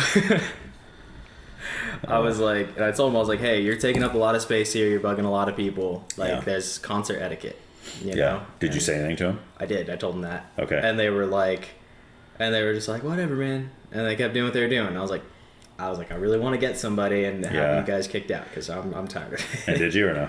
No. I was like, I just want to enjoy like my time here. Yeah. You know? Like, I'm not going to let them ruin it. And then was this like standing area? Mm-hmm. Okay. This was like, So what if you guys maybe would have went up and like in front of them so you couldn't see them anymore? oh, I totally tried. It Oh, just okay. wouldn't. Didn't work out. Also, it's like it was weird. It was a ton. I'm so surprised. I felt so out of place. I felt bad for my friends too. But like the crowd was a lot of girls. And I was like, I didn't realize he had such a large female audience. How old is David Kushner? Is he a younger guy? Oh, he's a younger guy. He's probably like in his 20s. Oh, well, there you go. Yeah. There you go. You got all that. It's so weird seeing girls like swoon over guys at concerts. Like, you know of it, but like Yeah. actually seeing it, it's so weird. Yeah. And I'm just like, I'm here for the music. Right. Yeah, exactly. Well, like Addie just went to see, you know my daughter, right? Addie? Mm-hmm. Yeah. So she just went to see Josiah Queen. Oh, yeah. So she went with like Vita and Joy and like, and Vita was telling me yeah. about that. I work with her. Oh, okay. Yeah, she showed me all the videos. Where do you work at? Where do you work with her at? B&B label. Oh my gosh, she works there too? Mm-hmm. That's where James works. That's where Devin works, right? Yep. Everybody's gonna work there, dude. Everybody's over there. I guess so. Wow. Yeah. Should get Addie in over there. I know, right? I didn't know Vita worked there. Has she been working there a long time? A few months now. Okay, so yeah. pretty new. Yeah, she only works Okay. like 2 days. So Okay. I'll see her, and we talk about music all the time. Okay. That's like, yeah. Yeah. That's it's really great. cool. Yeah, so they all went down to Josiah Queen. And it was kind of That's awesome. I mean, of course, they like his music, but I'm sure they would like his music not as much if he wasn't young and cute. You know, Oh, if he okay. was like, if he was like 45 and he was like, 250 pounds or something. And, Oh my god. but it's always been that way. Yeah. Back in the day, I remember they had the boy bands and stuff when I was younger, and the New Kids on the Block, and, Right. and the Backstreet Boys and NSYNC and all that stuff. I know. Even my mom will like get all giddy over artists, and I'm just like, Yeah. okay. And I'm like, that's weird. So you mentioned your brother. So how many? Do you just have one sibling, or do you have multiple? I have 5 siblings. 5. You're one of 6 kids. I'm one of 6 kids. Dang, where do you fall in line? So there's RJ, Isaiah, Josh, and then there's me. Okay. And then I have 2 twin brothers. So All boys? yeah, all boys. 6 boys your parents had. My mom had 6 boys. It's crazy. Crazy. Yeah. Dang, dude, that's gnarly. I bet you that was been fun growing up. Oh boy, I mean we were pretty far apart in age. Like my Okay. oldest brother's 10 years older than me. Okay. My second, he's 8, and then the next one's like 6. Okay. And then there's me. So we're all like when I was a little grown, the 2 older ones are already like out of the house and stuff. Okay. And then so it was really just like me and my 2 younger siblings that like grew up together. Mm-hmm. Like I thought it was cool. I'd have a little brother, and then there was 2 of them. So then it's like they cling to each other. Okay. So I was like, oh. So the youngest 2 are twins. Yeah, they look nothing alike. Okay, interesting. At least you can tell them apart. That must be nice. I used to laugh at people because I'd tell them they're twins, and like I noticed, I can't like tell the difference, and I'm like, you are lying. Yeah. I was like, you're just an idiot. And I was like, And how old are they? they are 15 now, I Okay, believe. okay. They go to youth group at Calvary. Oh, they do? Yeah. Okay. I don't know if you've seen them, but I think but you said they don't look alike. yeah. I was so gonna say, it's I don't like- really remember seeing twins at youth group, but Yeah. they don't really One's look alike. darker and tall. One's lighter and shorter, Okay. and they have completely different hair types. Interesting. Yep. Huh. What do they call that? There's a name for that when there's identical twins, and there's the one where they don't look alike necessarily. Non-identical. Yeah, there you go. That's But the technical term. there is a word for it. Yeah. I don't remember it. Okay. Yeah, they're a bunch of characters. Yeah. So All right. So you mentioned going to concerts. What other shows have you been to? Ooh, I've been to quite a bit. I've been to a few. Yeah, I've seen NF like 3 different times. Dude, okay. I love NF's music. I've only seen him once, but he's one of my all-time favorites. He's great. Yeah. I was so happy. We were like right up front. This Okay. last one, we went to San Fran. Okay. Horrible city. Yeah. It used to be the greatest city in the world. I used to love that city when I was a kid. That's what I've been told. Like Yeah. my stepdad, he was like, "Dude, you should have seen it when I was a kid." He's Yeah. like, "That was the place to go." It was. It was one of the funnest big cities to walk around. It was awesome. And it's pretty trashy. It is. And gross. Yeah. Thanks to Newsom. Yep. Which we might get to in the political section. But, so you saw NF in, what tour was that? That was the Hope tour. Oh, recent. I've also Okay. seen him in the Search tour. Okay, that's one we saw. Yeah, it was great, both Yeah, of those. yeah. And then I also saw him for his Perception tour. Oh, dang. That was a long time ago. Yeah. I was a little kid. That was like my first concert. Where was that one at? That was in Inglewood. Okay. Yeah. I don't know much about Inglewood. I know it's Yeah. pretty ghetto, but... It's gangsta. Yeah. So... But he was actually opening for Logic. And Oh, okay. I didn't know that. I thought it was strictly his. So, like, it was like a little 30-minute session. And Yeah. I appreciate my stepdad so much. He brought me there and, like, you know, Yeah. I felt bad for him, but he was Oh, just yeah. like, it was just like he's like, I'm happy you got to go, you know, like. He's not a fan of the music? I don't think he's the biggest fan. Okay. But yeah, he really just drove me all the way there, like for me, you know. Just you? He just drove me. No friends, no brothers, nothing. Just you went to see NF. I was how old was I? I think I was like 13 Okay. or something. Okay. Yeah. I was pretty young, and my brothers didn't really like his music at the time. Okay. I didn't really have any friends. Actually, I have no friends that really like his music at all. You need some new friends, I think. I wonder if that was the same show, because do you know my older son, Aiden? Yeah. He's 22 now, but Me and he's a Aiden- little older than you. I've known Aiden for a long time. Oh, okay, cool. We went to youth group together. Okay. We were pretty close at one point, I'd say. Really? Interesting, okay. Decently close, yeah. Okay. But we hung out all the time, yeah. Very cool. So I was back in who was the leader back then? Zach? Jeff. Oh, Jeff. Okay, Jeff Yeah. was after Zach. Okay. Yeah. So I know me and Jeff. Aiden would hang out at church, like me, Aiden, and Caleb. Young? Yeah. Okay. That was like our little Yeah. trio. Did you used to do music with him?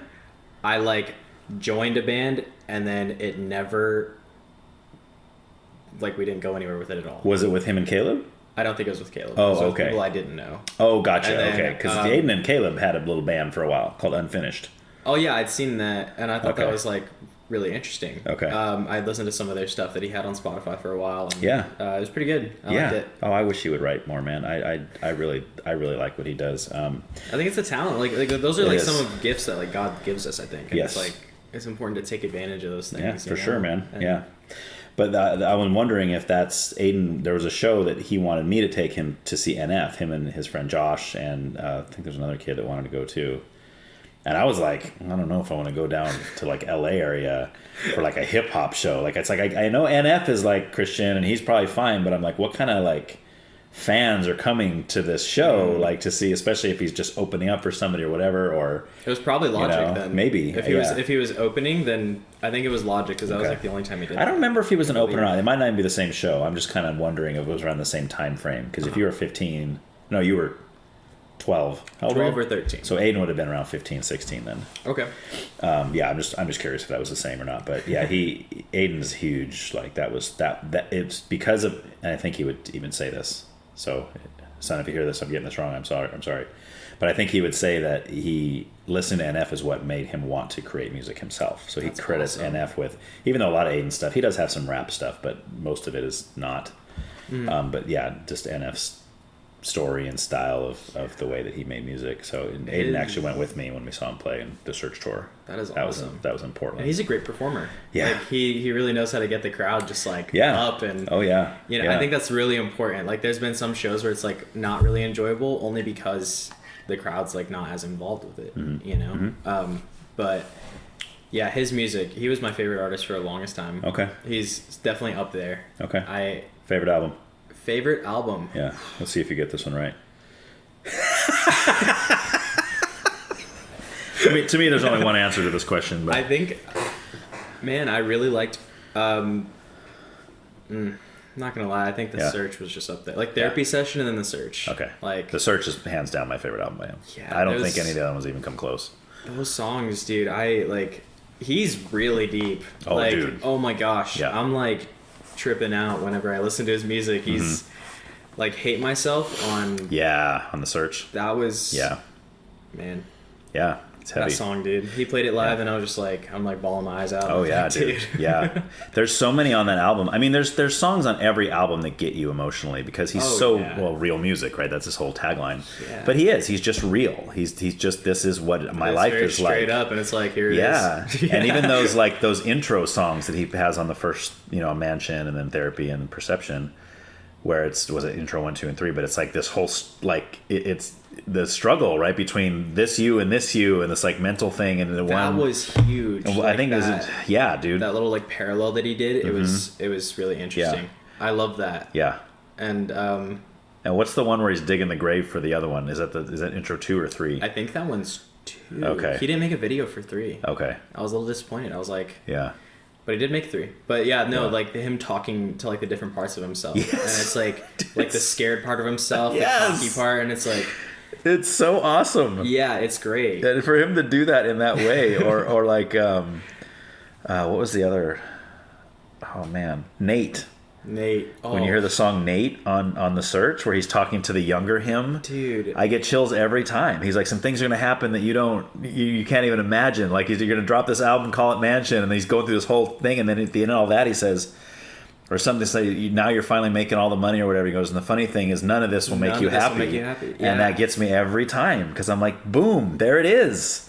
And you got to tell that to all these young kids, like, oh, I want fame and fortune and blah blah blah.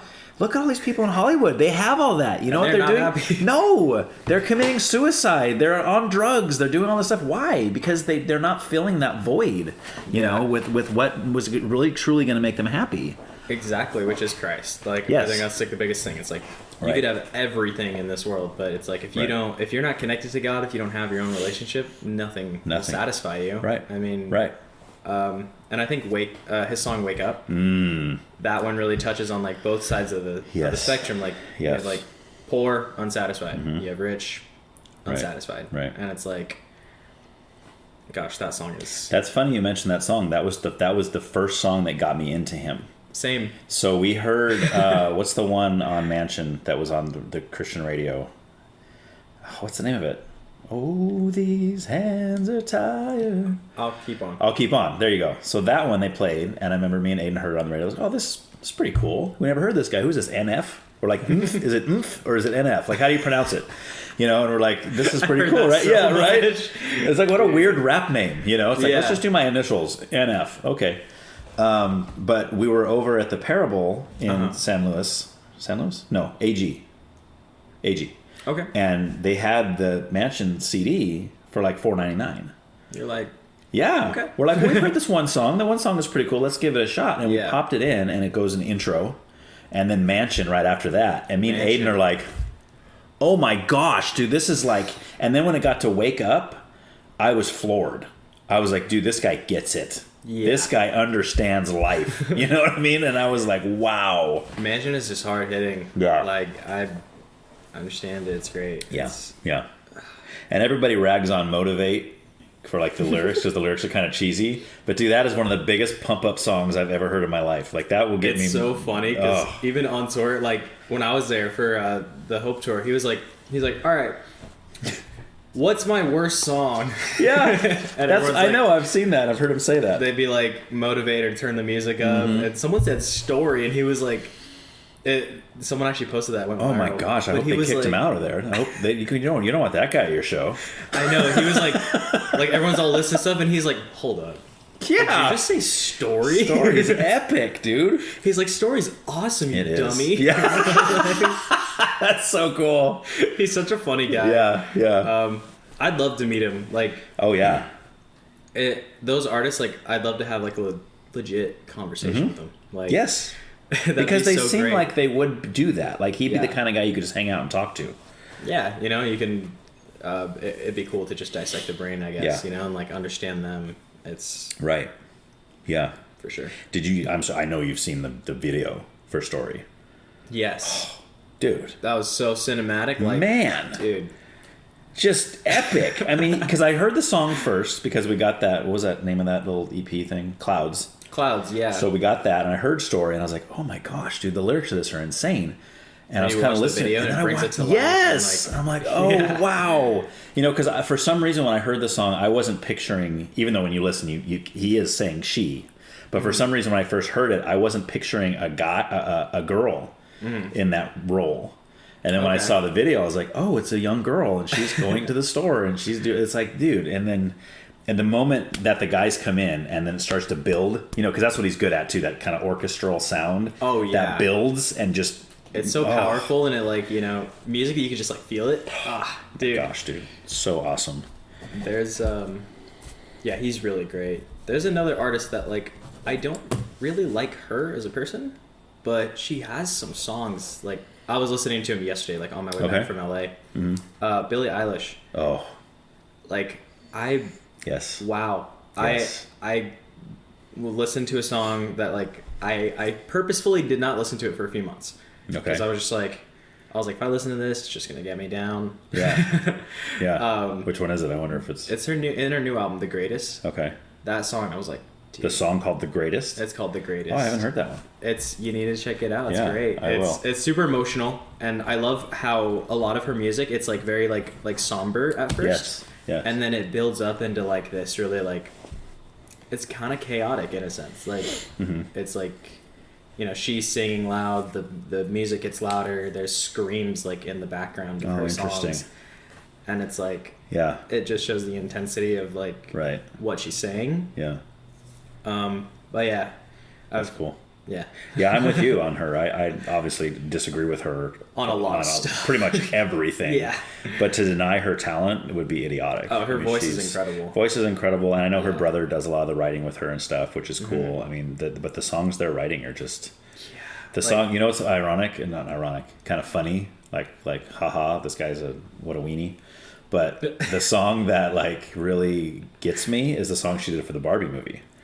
Oh, have you heard that song? Yes, that song is so deep. Yes. That's on my playlist. It's What Was I Made For? What Was I Made For? Yeah, dude. I love that song. Yeah, it's very emotional, big time. I don't know if you've heard it. I think it's called Happier. I think that's what it's called. Yes, I've heard that. That one's like a total breakup song. But gosh, there's like lyrics in it that I'm like, wow, that resonates with me. Like for the longest time I wouldn't even give her a chance because of just seeing the pictures of her and like her she's album really covers. out there and it's like weird. Like, why is she always trying to look like she's possessed by Satan? Like, what is she doing, right? And everybody say, no, it's just her style or whatever. And it took the longest time. And I actually had somebody... It's that gross emo look. Like, I mean, okay, I'm pretty emo. Yeah. But, like, it's like she takes it to a whole new level. Right. And it's just weird. Yeah. Yeah. It wasn't until Addie had given me a list of a bunch of... She goes, Dad, can you... Because the way it works in our house, we're very protective of our kids. Always have been. But like when it works in our house, if they want to listen to secular artists, we're not like no secular artists. We've never been that way. But it's like, look, if there's secular artists you want, let me know which ones they are, or if you have certain songs that you want, fine, give me a list. I'm gonna go through and listen to them all first. I'll approve certain ones, maybe not other ones. Maybe some I need to edit, and then I'll give you the edited version that'll be approved or whatever. However we do. That's cool, actually. Yeah, I mean it's awesome. That way they can still listen to some of the secular stuff without it's the like, garbage. I think that's important to do, you know, because I think music has exposed me to a lot of stuff. You know? For it's sure, like, yeah. Oh, like I told you, I grew up listening to gangster rap, so music's very influential. So it's like, you know, that makes sense. I actually argued with Addie about Harry Styles. Oh, really? What's her stance on, like, she likes him or doesn't like him? She loves Harry Styles, apparently. But this is news to me. Who even is that? That's the One Direction guy, right? Yep. The guy that wears dresses. I think he's sorry, I gotta watch what I say. I was like... You don't like him musically, or you don't like him as a person, or both? Oh, just him as a person, total femboy, weird. Right, It's like not my thing. Right. And then his music, very talented guy. Okay. There's a handful of his songs that I love. Okay. But... I don't know if I've heard any of his music. He's got some good stuff. Like, Sign of the Times is pretty popular. That one's really good. Okay. Matilda, I really like that song. and I think there's another one. But See, now I'm going to listen. See what you did? Now you're going to make me listen to Harry Styles, this guy you don't like. Now I'm going to be listening to it because you recommended it. I'm going to listen to back this later. I'm like, all right, Matilda it is, you know? No, good. Yeah, let me know how you like those songs. Oh, I will. Yeah. If I'm recommending more. Yeah. The Kid Leroy. Oh, I know who that is. I love his music. Kind of weird looking little dude, right? Yeah. Looks like a little kid. Yep. Okay. He's got he's a rapper, yeah? It's like his old stuff. I don't listen to his old stuff. Okay. It's like mumble rap. Okay. And some of it's kind of out there, and then like his newer stuff, it's more like he's using his vocals, and I did not know how impressive his voice was. Like he came out with this new album, and it was, I forgot what it was called, but like the first song on there I think is Bleed, and it's so funny. I find music like right when I'm like going through something, and like it's like, oh my gosh. It's almost as if there's a God and that he like knows what you're going through and he's putting stuff in your life that's going to help you through it. Help me feel my emotions. Yes. Exactly. Yes. Like that song, dude. Oh my gosh. Like the second verse, I was like chills, like totally like, yeah. Very awesome. emotional for me. Okay. But like his songs are great. Like his newer stuff is really good. I'll have to check it out. Yeah, I've only heard the rap stuff. Yeah, rap stuff is like, eh. Okay. But then once he's actually using his voice, you're like, whoa. Okay. This guy can sing. Okay. Like, So what was the argument about Harry Styles though? I mean, what it was like? She was like, he's awesome, and you're like, no, he's not, and then that was like, yeah, because she was like, sorry, I have like new people slang, like gassing him up, like really hyping him up. Yeah. And I was like, he's not that all that. He's really not. Well, this is funny though because I don't even know what she's heard by him, to be honest with you. Probably just what her friends show her, probably. Maybe. Yeah. I don't even know. That's funny. Yeah, I mean, he's a talented guy. Is he the one? Was he the one? I know one of the One Direction guys did a song with Taylor Swift. I don't remember if it was him or if it was... It could have been him. The other guy. But I don't like that song. It's a song... It's from the 50 Shades, one of the 50 Shades movies. It was on the soundtrack.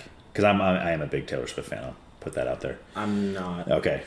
My older daughter got me into her, and Dang, I really do. okay. Again, just like Billie Eilish, I disagree with her on just about everything. But musically, I mean, her songs are she's a very good songwriter. I listen to Taylor Swift, like, to be funny. Like, there's a couple old songs that, like, I'll throw on, and it's like, it's just like a throwback, you know? Yeah. And, like which ones? Love Story's really popular. Okay. Paper Rings. Yeah. Yeah. Great songs, man. I'm not gonna lie, it's pretty good. It's like I think it's cool because like Paper Rings, it's like, you know what, I'm gonna love you like despite what situation we're in. Like, right. That's awesome. Right, and then you look at her personal life and you can see that always works out for her. That's why she's been with the same person for like 30 years now, and she doesn't date. She doesn't like see all these other people, right? Wait, Taylor. I was like, that's actually totally opposite. I love how I can be like sarcastic, like seriously sarcastic, and then you're like, wait, is he being serious? No, that's kind of the joke, right? She's got all these songs about relationships, and she's with a new person like every 6 months. She's got a new boyfriend, so she like breaks her own heart just to write music about maybe, it. Maybe. Did you ever hear the when she did the Saturday Night Live, when she hosted Saturday Night Live? That's pretty funny. Her monologue song.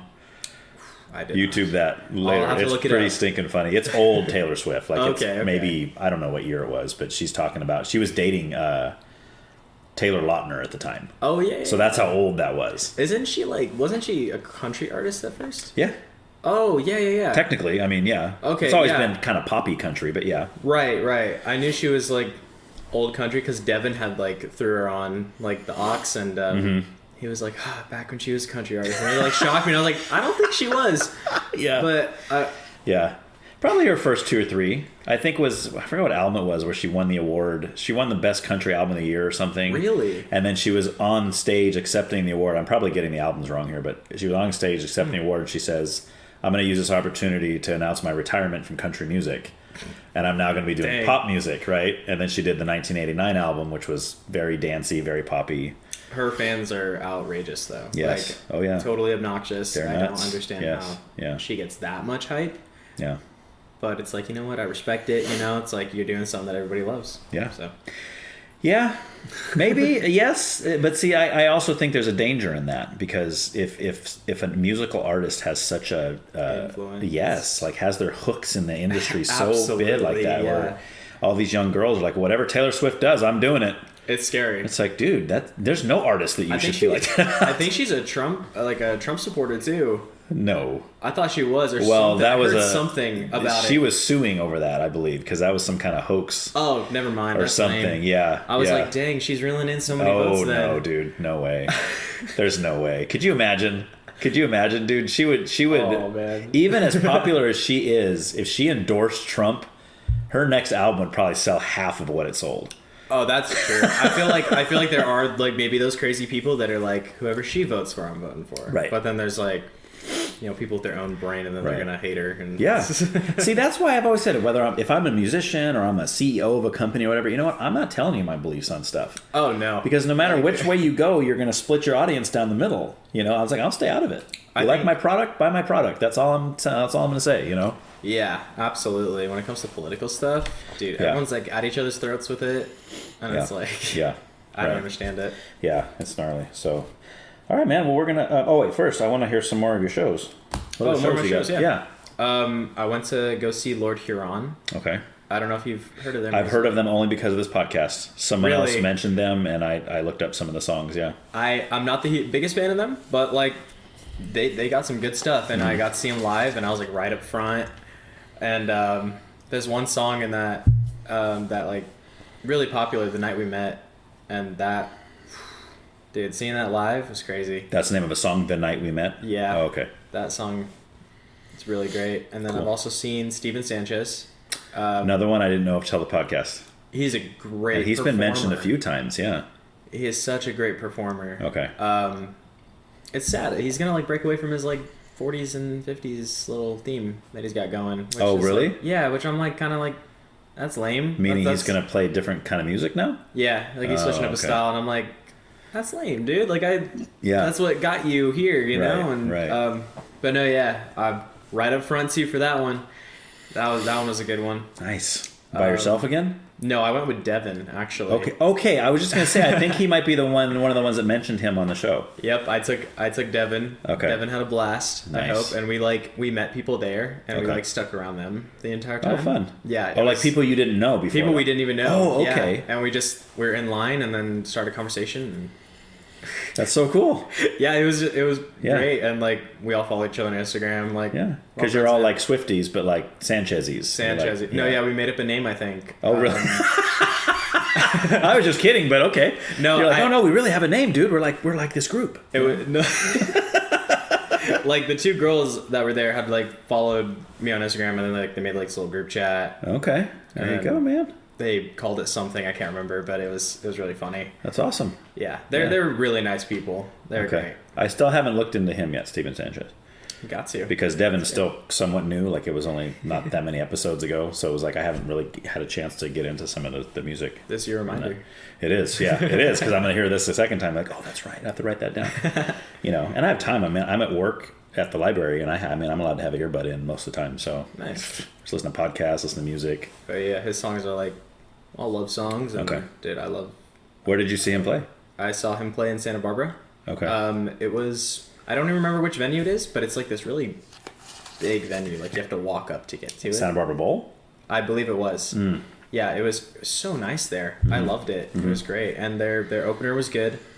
You remember who it was? Brook and the Bluff. I think that's what they're called. Never heard of it. I don't know if that's what they're called. Devin knew them. Oh, really? He was having a blast. Like he was like, no way, and like, I know them. That's funny. And this last concert I went to, this was the only time I knew the opener. Mm-hmm. Henrik. I just started listening to his music. Henrik, yeah. It's like a, what do they call it? No. What do they call that when they're a one name artist, like Bono or Madonna? Is it like that? Something like that. Yeah. I honestly wouldn't be able to tell you. Okay. Henrik. Yeah, he's good. First song I heard from him was Turn Out Fine. That was really good. Okay. And he got to see that live. I was like, dang, I just listened to this for the first time like a week ago. Nice. Vita told me he was opening for him, and I was like, what? Okay. So you knew who it was before you went to the show? Yeah. Okay. And I was like, okay, like I'll be able to enjoy both parts of it, like fully, you know. And who was the headliner for that show? David Kushner. Oh, that was the Kushner Yeah. show. Okay. Yeah. Okay. Gotcha. Who else have I seen? I feel like there's one more. I just can't remember. That might be it. Okay. Yeah, I Okay. think that's it. Very cool, man. I'm excited. I got more that I'm going to eventually, and Yeah, well, you're only 19, dude. You got a long time to watch shows. And I feel like a concert freak. Like I love going to concerts. Yeah, man. It's Not married, no kids yet, so just do all that now, dude. Just enjoy all that, whoop it up, you know? I know, right? So I got a couple more things before we break, go into politics, but get rid of that one. So you mentioned writing your own music. Oh yeah. So tell me about that. Do you play instruments? Do you sing, or do you just write? So I taught myself how to play guitar when I was a kid, and haven't played in a while. But I remember the chords. I remember strum patterns and some songs that I taught myself. Okay. I do like to sing.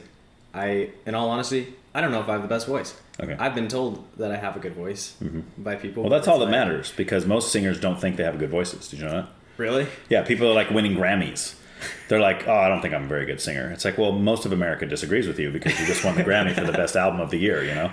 Yeah, but no, I love to sing. I taught myself how to like sing like on pitch.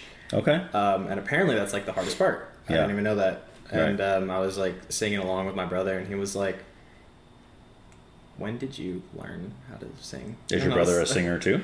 He's grown up playing in bands. Oh, wow. He's like heavy metal type stuff. Oh, So okay. he knows how to like scream and like Nice. do all that crazy stuff. and Nice. I'm too scared to. I'm like, I'm gonna damage my vocal cords, and Yeah.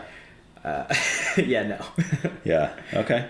But yeah, and then writing. I started writing when I was 10. Dang, Like, dude. I was like, they could do it. Watch me do it. And so I started writing like poems and things like that. And then, yeah, it took me a while, but I just spent like every single night. I was like, okay, I'm gonna write this, and then finally like find something that works, and boom, there's like a first song that I wrote. You know. Okay. And, Have you ever like recorded any of it? tried to. Okay. And it's just like, I think I don't have the equipment for it. So Okay. it's like, you know. Well, I'm sure somebody at the church could hook that up, man. That is true. You know? I think it's one of those things, like, I'm just like, I think it's one of those things I'm not willing to put so much effort in. And Okay. it's like, I wish I did have that drive for it, you Yeah. know, but Is part of you scared in a sense, like to show people what you make? I think so. I'm very nervous. Okay. Yeah. Which is understandable, right? Yeah, Because you don't know how people are going to respond, especially if it's something very close to your heart and you play it for somebody like, dude, that sucks. No, literally, yeah. It's like, and it's like, yeah, most of my lyrics are very like, you know, it's something special to me. Right. It's like, Right. like opening, it's being vulnerable, you know, and like showing people that. Like the only person that's actually read my music is James, and like another one of my friends. Okay. And like even then, like I didn't even. I never told my mom about any of that. Like, and she was like, "You write music?" Because she like went through my room and she was like looking through my stuff and she's like, "What is all this?" That's awesome. Yeah, and I was like, "Yeah," and Yeah. but yeah, I really love it. It's fun. It's like one of those things. It's a bit of a stress relief. You know, it's like Sure. I can just be irritated about something, and it's like just jot it down. And, Yeah. and, It's an outlet. Oh yeah, 100%. Like in your biggest pipe dream, like when you think of like a fantasy world, would you see yourself wanting to do that? Like you go watch Steven Sanchez, you go watch, David Kushner, and you see these guys, you're like, man, I can't think of anything better than being able to like make a living just singing and I writing think music. that's probably like one of the. That's a blessing right there. Like being able to like do something that you love and just perform for other people with other people that connect to it. Right. You know, it's like that's beautiful. Yeah. You know. So you would like to do that? Oh yeah, that'd be Okay. great. You know. Okay. And yeah, that'd be pretty cool. Cool, That'd man. be interesting. Well, if you ever make it big, make sure you let people know you were on the show. I'll That be way I like, can get check out some- the check out the podcast. Yeah. That'll be, because that's really my secret hope is I just keep having all these people on in the hopes that one of them will become famous one day. That way I can, become the next Joe Rogan, so. Heck yeah, dude. Yeah. Well, that's cool. If you ever do record anything, let me know. I'd love to hear it. I love that kind of stuff. Oh yeah, it's cool. Like all of your kids, like, I know Aiden and Addie both are very musically inclined. Yes, and neither one of them is doing as much with it as I would hope, right? Because I think they're both extremely talented. Yeah, like Addie had made a song, and I listened to it, and I was like, oh, which one was it? It was a long time ago. It was like last year, I think. She's got a couple albums that she's done. Really? Yeah. That's crazy. And one day she came downstairs and that's what I mean, dude. She is something. That's insane. No, tell her to get it out there. That's awesome. She just doesn't. Maybe when she's older. Yeah. You know? So she came down with this whole, she made the case and everything. The whole cover. Yeah. Okay, bye. Scroll down. Yeah. It's like an EP. There's dang 5 or 6 songs on it. That is awesome. What in the world? But she'd probably die if she saw shown you that. But she doesn't want anybody to hear that. Oh, Dad, that was like 2 years ago. That's terrible. No, it's not terrible. And Aiden's the same way. He listens to the first album that he did, and he's like, Dad, that's just the worst thing ever. It's like, yes, you've improved. Worst critics. Absolutely. Right. I think. If anybody could take the time to do that, it means something. Yeah. It's like you put effort into that, put it out there. Right. That's what I'm saying. Yeah, exactly. Yeah. All right, and the last thing is I do top 5 favorite of all time artists. This obviously can be some you've already mentioned. You probably already mentioned your top 5, but just relist them for me again. So number 1, 21 Pilots. Yep. Number 2, David Kushner. Okay. Man, it's I wouldn't even say these are in. For the last 3, it's not really in order. Right. It's just I love these artists. Just in the top 5. The Kid Leroy. Okay. And then Steven Sanchez. NF. Also saw the guy David, but it's D4VD. Very interesting. I haven't talked about any of his stuff, but what's he doing that for? I don't even know. But he's got some. Why would you do that? So people would never know how to pronounce your name, Yeah, he's actually really big though. He released a single and it blew up. And it's pronounced David. Yeah. But it's written D4VD. Yeah. He's an interesting guy. I don't know, but his stuff is He just releases singles and they blow up. Okay. And I'm like, what in the world? I don't know if he's an industry plant, but well, but see, that's the thing now. That's what you can do as an artist, because right? he was on TikTok. Yeah. That was his thing, and I was like, bro, yes. His stuff. Oh. Yeah. Generally, the youth of today, they don't really listen to whole albums anymore. Which is weird. Yeah, they just pop on Spotify or they pop on something, or they'll just listen to singles or the radio sometimes. I like listening through albums. I do too. It's a lost art form. Yeah. Right. But I think a lot of the newer artists, they don't even design it that way anymore. To where they're like, okay, I'm gonna write this whole album. There's all these tracks. It's gonna go in. They got the case, you got the cover. It fits all the theme. It's like this whole product. Okay, so then lastly, if you're good with song titles, if not, I'll just contact you later and get this. But I'm gonna contact you later anyway because I always need more help with playlists. I'll be like, hey, I need more playlist stuff. So if you can give me 2 or 3 favorite songs from each of these. 2 or 3 favorite from each one. Yeah. Let's see. So from 21 Pilots, I would say, this is tough, but I couldn't do it. See, I always say this. I always ask my guests to do this, and I could not do this. Dang, I feel like Attic with a Pen is it's up there. Okay. That one really touches my heart, and then Holding On to You for sure. Yeah. And then I think my other one has got to be In Clancy.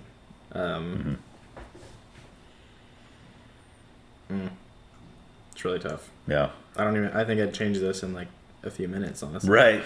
Yeah. But let's take a look here in all these. Actually, I really like Chlorine. Oh, that's a good one. Chlorine's got to be one of my favorites. Yeah. That's the music video with the swimming pool, right? Mm-hmm. Is that the first time Ned makes an appearance? Yeah, I think so. Okay. Yeah, and they did this this different version of the song, and that one the music it brings a different tone to the whole song. Yeah. It's great. So cool. Oh wait, I'm still looking for. Yeah. My bad. And then David Kushner is next. David Kushner. Oh, I know these ones. Mr. Forgettable. Okay.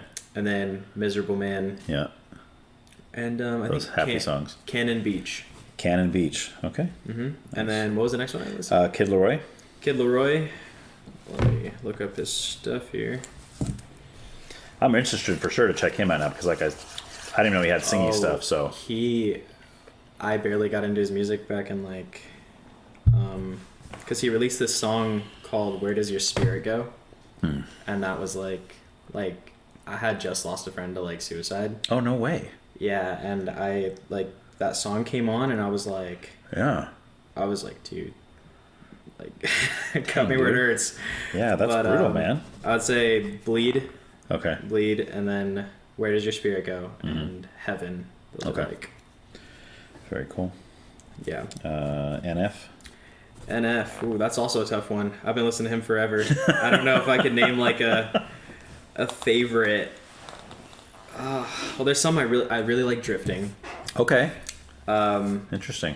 Nobody really talks about Clouds, you know? No, like, it kind of came and went. Yeah. Even though there's some great songs on that one. Mm-hmm. And then I Miss the Days. Mm-hmm. That one, jeez, dude. Yeah. I need to go back and listen to these It's again. rough, yeah. Yeah. Sometimes hard to listen to them, and you're like, ugh. Mm-hmm. And then, man, I really like how... Oh, Mistake. Mistake for sure. Okay.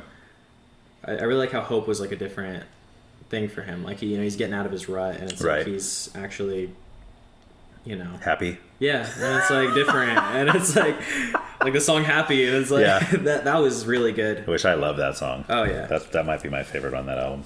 And then Steven Sanchez. Yep. I Want You is up there. The Pool and Please Don't Go Home Yet. Okay. Yeah. And what about D4D? D4DVD? D4VD. Man. Oh, dang. He also made a song for that show. Anyways. Yeah. My House Is Not a Home. That one's really good. Okay. Leave Her. That one's up there. And what's another one? Sleep Well. Okay. Yeah. Perfect. All right, so let's jump in. Politics. Are you a politics guy or not so much? I am a politics guy. Okay. I think I should be a little more knowledgeable on some things, but okay. I'd say I'm pretty smart with it. Well, again, you're only 19, so I mean, I didn't get into politics till I was like 40, so. Man, I got into stuff when I was like during 2020. Yeah, that seems to be when a lot of people got in. Oh yeah, like everybody. Yeah. So politically speaking, we just had a huge election. Yes. Right. Trump's in. He's not in, but he's the nominee. He's in. Yes, sir. The elected president. So what are your thoughts on all that? Oh, I'm happy. Okay. Like, not a big Kamala Harris supporter, are you? Not at all. Not even in the slightest. I think her getting into office her even being like a candidate was stupid. She didn't even get voted in. Nope. And they pushed Joe Biden out because they knew like they were going to lose hard. And even with her in, they lost hard. Right. Lost the electoral and popular. Right. Were you ever worried though? Like, was there a point when you're looking at the polls and you're looking at what's happened, like, honestly, oh my gosh, she could actually win? He was ahead the entire time. Okay. Like, and I kind of figured like, California's going to be blue, this state's going to be blue. Like, you certain about some states, and then there's those swing states, and I was like, I knew it. I was like, okay, if he gets Pennsylvania, it's over. It's over. Yeah. And I was watching Pennsylvania so hard, and they were taking so long to get in those votes. Of course, yeah. And then, he got Pennsylvania, and I was like, boom, he's in. And then, man, California almost turned red. Isn't that nuts? I was like, wow. Yeah. Yes. That tripped me out. Yeah. And well, that's the amazing thing about this election is there was things happening that are unprecedented that they just haven't happened. Like New York City was like 35% for Trump. Dude. New York City. Yeah. One of the most blue cities in the world, if not the most blue city in the world. Absolutely. 35% for a Republican, not just a Republican, for Trump. That just, to me, that shows you how much dislike there was for Harris. Yeah, literally. I mean, because as soon as it shows that she's going to be the one running against Trump, all the people that were hating on her, and all of a sudden she's great, right? Because they hate Trump so much, right? Literally. But she was so bad that even the hatred of Trump wasn't enough to keep her, or to put her in office. You know? I think people were just tired of like their crap. Like, I mean, the whole this last 4 years has been awful. Like, I mean, just like financially and like with the foreign wars too, like, which is putting us in a deeper hole. Which is like, okay, all my tax dollars are going to Ukraine, and it's like, and then it's like gender studies, right, and all this weird crap, and I'm like, yes, that's lovely, like, and then I love paying $5 for gas, like, it's great, and then like just for me myself, I'm spending like $120 for groceries, and it's like, that's insane, like, and I'm only buying like eggs, sandwich stuff, and meat, like.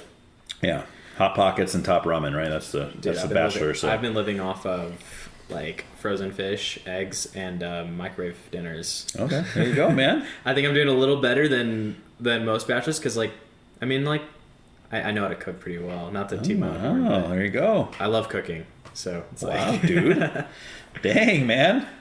James does not agree that I'm a good cook. But, James is like the pickiest person in the planet. So that's true. That is very, very true. I've learned that about him. Yeah, so. It bugs me how picky he is. Yeah. And then like I'm mixing stuff together, like all these different flavors, and he's like, "It's just too much. It's too much." And I'm like, you just are a bland individual when it comes to food. So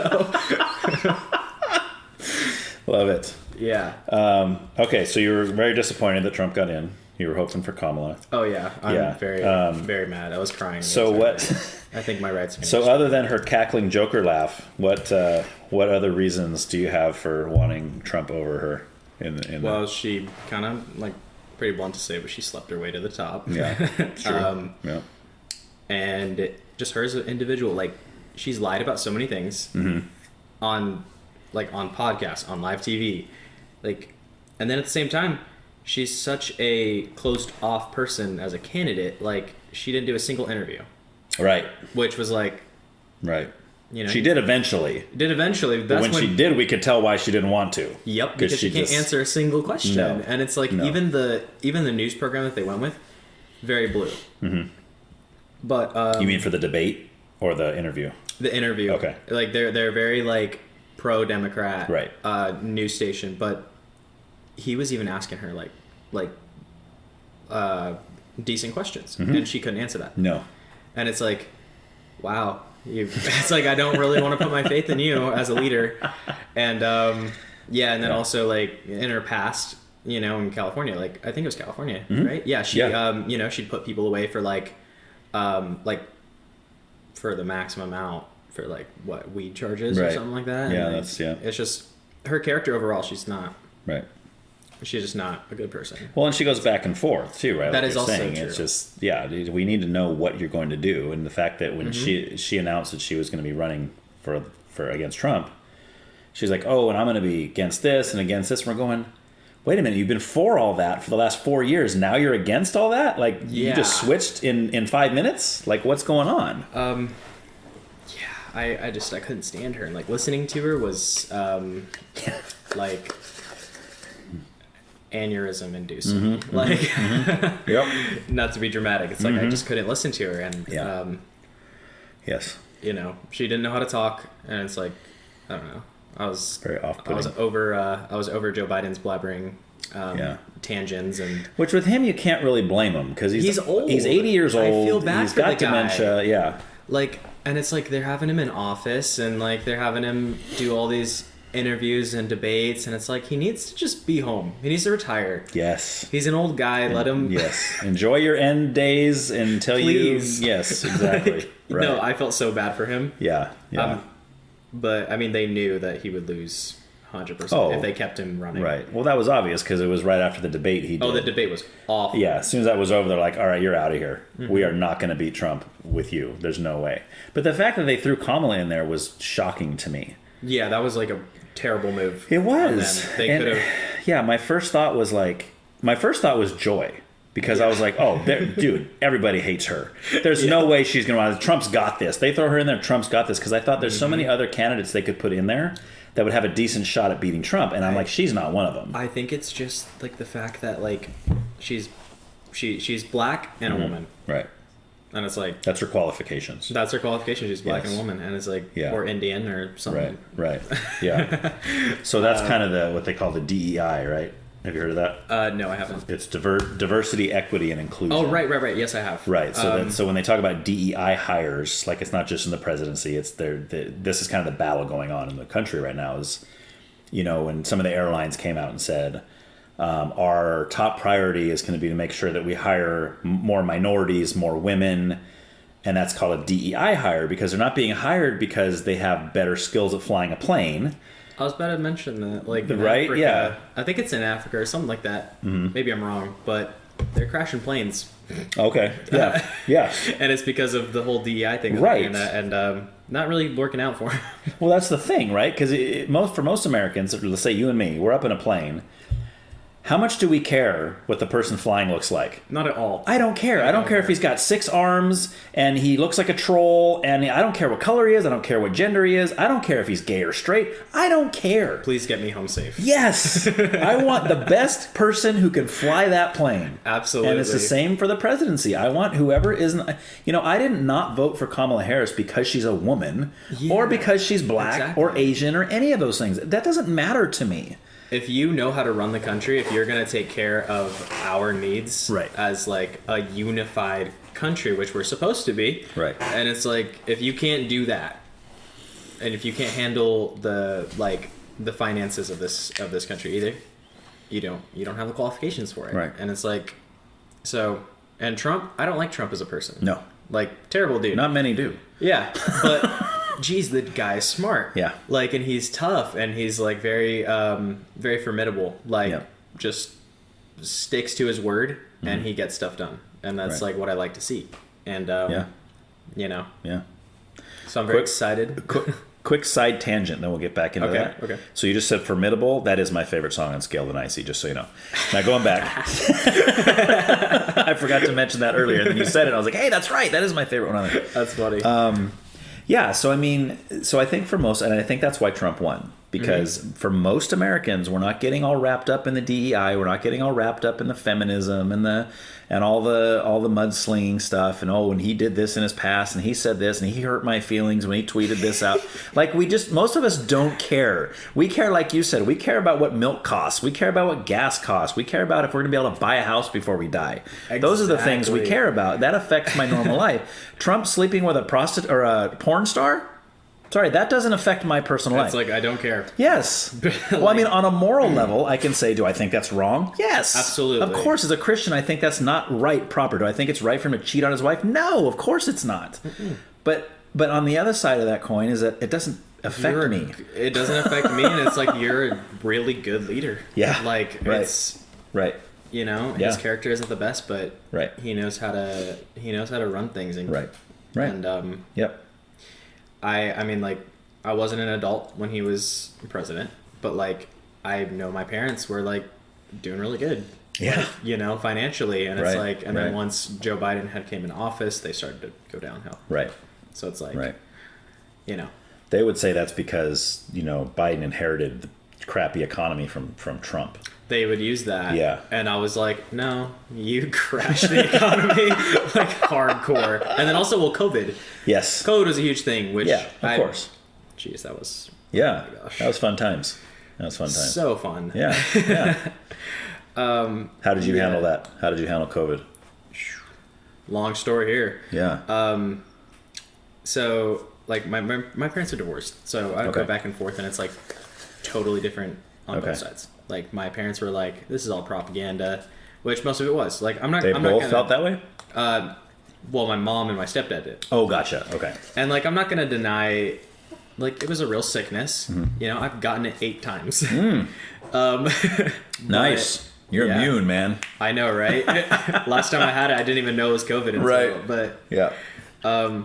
No, yeah, like, it wasn't as big as everyone made it out to be. It's like, it's what, 98% survival rate? Yeah, if and not it's more. Like, and it's like, I do know people who have passed away, but it's like they were old. Like, they had previous, like, heart conditions and, like, their lungs were bad. And it's like, it can happen. Just like the flu. Just like the flu, it happens, you know? Yep. And so, like, they're really laxed about it, and the whole mask thing was stupid because masks don't even work. Yeah. And they then make you look cool, though. I know, right? That's really what they're for. Yeah. That's a fashion accessory. Yep. Yeah. And then you go over to my dad's. Wow. Total opposite or what? Wow, dude. Like, okay. It was brutal. I didn't see my friends for 6 months. Oh, wow. I didn't see anybody for 6 months except my family. Is that because he didn't want you to? Yeah. Because he was scared of you getting it and bringing it home to him? Yeah. Okay. And they don't have those health conditions, like, where they're at risk if they get it. Okay. And it's like, I went to go see my friends once. It was on my mom's time. So, like, I'm staying with my mom on this part of the week, and I'm going to see my friends. And then he found out that I was at my friends. And I came there, and I got lectured, and I was like, you're going to kill us all, and all this stuff. And I was like, you guys are freaks. Yes. Like, but it's you almost feel bad for them because it's the media exactly that is brainwashing them, making them think that's true. And then also they're Jehovah's Witnesses. Your dad's is a Jehovah's Witness. Oh, interesting. Yep. So I feel like that's gonna be interesting. It is gonna be okay. Part of the very cool. Okay. But yeah, and this was also a turning point for me, like spiritually during that time. And what really like opened my eyes was like, okay, they preach so much to never like trust the government. Like they're not political. They don't believe in any of that stuff. They like, they like. I think it's interesting, but they're like, our only hope is in Jehovah and like all that stuff. So it's like I thought Obi-Wan Kenobi was our only hope. I thought, but what do I know? Yeah. But yeah, and they were their governing body, which I don't know if you know too much about Jehovah's Witnesses. I know enough. Bethany actually grew up Jehovah's Witness. Really? Yeah. So she didn't have to celebrate her first birthday till she was like 12, or her first Christmas till she was like 12, something like that. Yeah. So yeah, that's anyway. So I know enough. You probably know more because you literally grew up in it. So oh, it's rough. Yeah. But their governing body, which is like the anointed to go to heaven, they were saying to listen to the government when it comes to like all these COVID protocols, and they were like giving into all the propaganda, and they freaked everybody out. And like that's why my dad's side of the family was so adamant about like getting vaccinated, getting like double masking, right? Like they'd mask in their car, and I was like, guys, it's not the plague. See, like it's not even airborne. Yes, like, I still see those people too, driving around by themselves in their car with a mask. And I've been saying it. I would love to have them sit right where you're sitting, and I'll give them the whole 3-hour podcast to explain to me the logic behind what you're doing. I have to know why you're doing what you're doing. And masks have been disproven. Yes. Like, right. It's wow. Yes. Yeah. Even if you're wearing like a gas mask or something, I'm like, you're by yourself in the car. What are you doing? What are you hiding from? Yes. And I think some people like are more secure. Like I think a lot of people were insecure when they had masks. They were just able to cover up, and it just became comfortable for them. Oh yeah. But like I still think it's weird. Right. Well, somebody said something. I don't know if it was a stand-up comedian or if it was just some commentator, but he was talking about how COVID has done a lot for ugly people. Because it's like you can wear this. Like if you have really nice eyes. Exactly. Like for women, and the rest of your face is ugly, you can just cover this up, and then people look and say, "Oh boy, that's a hot chick over there. Check her out." Yeah, and then she pulls it off, and it's like, "Wah!" Oh jeez. I mean, I didn't say that, but there was a comedian that said that. So oh boy, don't chalk that down as my quote. I just think it's funny. No, that's hilarious. Yeah. Yeah. No, me and my friends. Yeah, like I remember one of my friends was talking about it. He's like, dude, I want to talk to this girl at work, but like, he's like, I can't tell if she's actually like attractive or not. Love it. And he's like, she has a mask on all the time, and I'm like, oh, okay. Yeah. Well, I don't know what to tell you. Yeah. He's like, I'm trying to catch her without one. Just ask her, hey, I'm thinking about asking you out, but I want to know if you're butt ugly or not. Can you remove your mask just real quick, just real fast? Let me look at you. Maybe she'll like that, maybe not. Maybe she'll like, you jerk, and walk away, If it's meant to be, it'll happen. That's right. It's like... Exactly. Yeah. So, you don't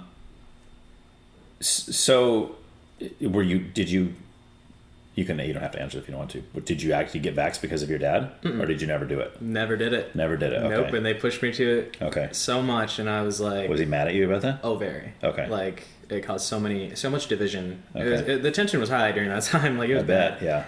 And then that was also the time when I was like, I'm not going to be a Jehovah's Witness. And like, Oh, wow. all this stuff. So it's like all this stuff piling together. Mm-hmm. Oh, man. We're going to have fun getting into that. How old were you when your parents split up? I was like 3. Oh, you're pretty young then. I was pretty young, yeah. So as long as you can remember, pretty much you've been doing them, going back and forth. Yeah. I have like little glimpses of stuff. Okay. Like, I think it was more like traumatic stuff. Like my brain was just like, this happened. Yeah. Like, yeah. But I don't remember too much before. Like I don't remember them together that much. And then Okay. Yeah. And does your dad, do both your parents live in the area to where it's not hard to bounce back and forth, or? My dad lives in AG and my mom lives here in Santa Maria. Oh, not too far then. Yeah, we would go back and forth like every week. Or like I'd stay with my mom 3.5 days, then my dad 3.5 days. Okay. That I did that since the divorce, and then I stopped when I was 14. Okay. And I just lived with my mom. Okay. So, Do you still have a decent relationship with your dad though, or no? honestly, it's kind of strained. Okay. Like there's a lot of stuff that happened, and Not just COVID, other stuff too. yeah, just Okay. growing up, really, like it was not really the best. Okay. Like, not like being like, oh, boo-hoo, but Right, like you right, know, it's like. yeah. Playing the victim card. Yeah, not at all. I talk about those things sometimes, and I think it's like it's just natural for me because like it's part of my life. Yeah. It's like I've dealt with it, and I'm not like crying about it. It's just Sure. like it's part of my life. You just pour it into songs that you write. That is true. There you go. I've had a lot of those. I bet. And that's what sells albums, dude. See, like we're talking about this, those real artists that are pouring their thoughts and their heart into their music, and then people hear I it and think they go, people I can get tell it. when things are authentic or not, Right. and it's like the more authentic it is, the more it means something, and like Yeah. Yeah. But yeah, I mean, I hang out with him every now and then. Like I'll grab lunch with him and just catch up. But I wish my relationship with him was better. It's like it's not like I don't want a relationship with him. It's Yeah. just like I feel like for my own, like, I guess how do I put that? Like I like to keep a distance. Yeah. Because it's like I don't want to let my guard down and then Right. stuff happens. Disappointment and all that. Exactly. And it's like, I know, like, it's like I do love him. I know deep down he has good intentions. It's just like, he's kind of a messed up guy. So it's like. Is he remarried? Yeah. Okay. He's remarried like twice. But, Okay. yeah, he's been with his current wife since I was like 11. Oh, okay. Yeah. So. Nice. Mm-hmm. And of all your siblings, are you full? Like siblings with all 5? No, okay, it's a blended family. Very. Are there any that you have that you share the same mom and dad? No. Oh, none. Okay. We all have the same mom, different dads. Okay, so you're the only child from your dad and your mom that they had together. Yep. Okay. My 2 older brothers, same dad. Josh, different one. Then there's me, and then my brothers. Okay. Yeah. Gotcha. That's kind of cool. Yeah. I mean, in a way. I mean, like I'm very Yes and happy no. for my mom. She's had some bad experiences, and so. Well, it sounds like you're really close with your mom. That's really. I'm a mama's boy. Yeah. Like that's really I love cool. my mom. That's awesome. She's amazing. That's so cool. Yeah. So you mentioned kind of the wars and the foreign policy kind of stuff. Do you think? The first question I always ask, because it's interesting, is do you think that if Trump would have won in 2020, that the wars in Ukraine and Israel would be happening right now? Not at all. Because it's like Biden gave Russia access to a pipeline, and then next thing you know, they're invading Ukraine. Right. So it's like that was all. Okay. Like, yeah. Trump, he knew how to put like foreign leaders in their place. Like it's like even when he did win, China released a statement like we only want peace with America. Yeah. Because they're scared of him. Yes. And it's like, right, dude, we need that kind of power. Yeah. And it's like we lost it for a little bit, and it's like, I he knows how to handle foreign leaders, foreign wars and stuff like that. right. So I think that maybe the Ukraine thing will kind of subside pretty soon. Hopefully, we'll see what happens. But Right. I know, like with North Korea and Russia, like kind of, tag teaming on that. It's gonna be interesting. Yeah. But Biden, like right before Trump is getting into office, he lets Ukraine have access to some missiles. Or he gave him the green light on it. Right. And it's like, dude, that's Yeah. gonna cause some heat maybe, and That's probably why he did it. Exactly. And it's like, Yeah. why would you want to do that? Right. And it's like, I don't think they're looking out for the better of the American people. Right. And I don't know what their motive is. And it's Yeah. like, that's scary. Well, and I think both sides do that, like to some extent. Like when they know their term's coming up and they're like, all right, I didn't get voted in again. I mean, Trump did a lot of stuff. I'm just going to cause some problems. Right. I mean, maybe not that mindset per se, but like Trump did a lot of stuff in 2016 or 2020? 2020. Yeah, I mean, like he gave money to so many different things, and that tripped me out. And I was like, yeah, what are you doing? Or even the Supreme Court picks and all that stuff. Like obviously, but I mean, in his mind and in the minds of lots of conservatives, we're like, yes, that was the right move, right? But I mean, I literally saw videos of women sobbing over that, like when Ruth Bader Ginsburg died. And there's this one girl's like, why now, Ruth? Why couldn't you wait 2 more months or whatever? Because they knew she's out, which means Trump's going to be the one to reappoint, the next instead of Biden. If it was been Biden would have done, he wouldn't have picked Amy Coney Barrett. There's no way. Yeah, exactly. And Amy Coney Barrett being in there was significant in Roe v. Wade being overturned. So it's like all those things were important, and they think Democrats look back and then go, oh, that jerk Trump. Right before he left office, he put in, these people, and it's like, well, Yeah, but it's like, yeah. It's. I feel like both sides can be a little petty, and then Yeah. Trump, gosh, he's such a big mouth sometimes. Oh man, I swear, like always. And that's what people get him on all the time. Like they're like, oh, he's just a jerk, like a big mouth, and he always has something to say. He's like a child, and yes. Yeah, I will say he's definitely more mild this time around than he was in 2020. Oh, he's kept himself in check. Yes. He learned from He still comes out, and I don't know if you watched the debate with him and Kamala. Oh boy, he was getting walked on. Well, yes, totally. But Kamala's people also told her, I know they did, because you could tell she knew what she was doing. She's got a big smile on her face as soon as he took the bait. She was trying to get Yes. him. Yeah. And everybody knows, absolutely. just ask Trump about, or make a crack about Trump's crowd size at his rallies. Dude, he can never let it go. Like, it doesn't matter what's going on. You mention that, all of a sudden he's like, oh, and I got more people and you had nobody there. It was ridiculous. And the next thing you know, he's talking about people eating cats and all this stuff. And it's like, oh my gosh. And Kamala's over here just beaming. She's like, yes, we got him. He fell for it. And well, because that's their trick. It's like you get him to act childish. Right. And that's what people are going to focus on. Right. But it's like... Yeah. And it's like, man, I wish debates were just more simple and not like, Yeah. it's like, okay, please tell me what you guys are doing. Yes. Like, instead of just going at each other, Yeah, and you're right. I mean, that debate was so biased. Like the fact checks they kept hitting Trump with, and Kamala, they didn't fact check. And of course, people on the left go, well, that's because Kamala didn't tell any lies. Oh, really? Yeah, Kamala was totally truthful and honest, and Trump was lying the whole time. Sure. They fact checked on a lot of stuff. Yeah. Like, I mean, not the moderators. Didn't. Yeah, not the moderators, but, people who are more conservative listening to it. Yes. Gosh, these two guys are getting so mad, though. Like, James likes watching them, and he put them on during that debate. Yeah. And there's these two guys, like, they sit on a couch and they just watch the debate. Who is it? I cannot remember them, but they're like, they got a couple beers and they're like getting all heated. It's so funny.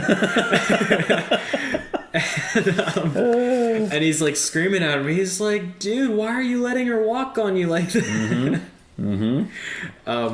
Yeah, that debate wasn't like best for him, but like, yeah, he did fine though. Like, he still got in office. Yeah, and I'm very happy about that. Yeah. Maybe I can live financially comfortable. Oh, dude, things are going to change. I mean, I have been accused of being an over-optimist here, but I have never. And again, I'm only 46. I haven't really been that involved in politics. Maybe the last 10 years of that, maybe even that. Mm-hmm. But what I'm seeing right now with the people he's picking for his cabinet, dude, I mean, you talk about people that are going to make some changes. Now, these are changes that some of the country is not going to be happy about. Absolutely. But for us conservatives, we're going to be like, yes, I think finally. It's going to be a great 4 years for conservatives. Oh, dude, big time.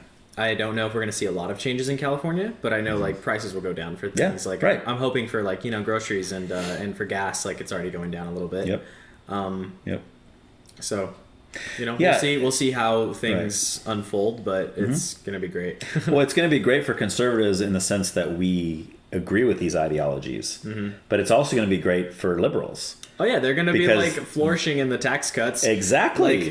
Their lives are going to be easier too, and that's the whole thing. Like when these women are sobbing, talking about how, what was it, one girl was like, oh, I don't want to wake up tomorrow because I will wake up and not have any rights. I saw that video. It's like, what are you talking about? He's been president before. Yeah, your rights right. were still there then. Yes, exactly. And they push the abortion thing, and they try to make it sound like, oh, I'm not going to be able to kill my baby anymore. It's like, no, that most states you can still do that.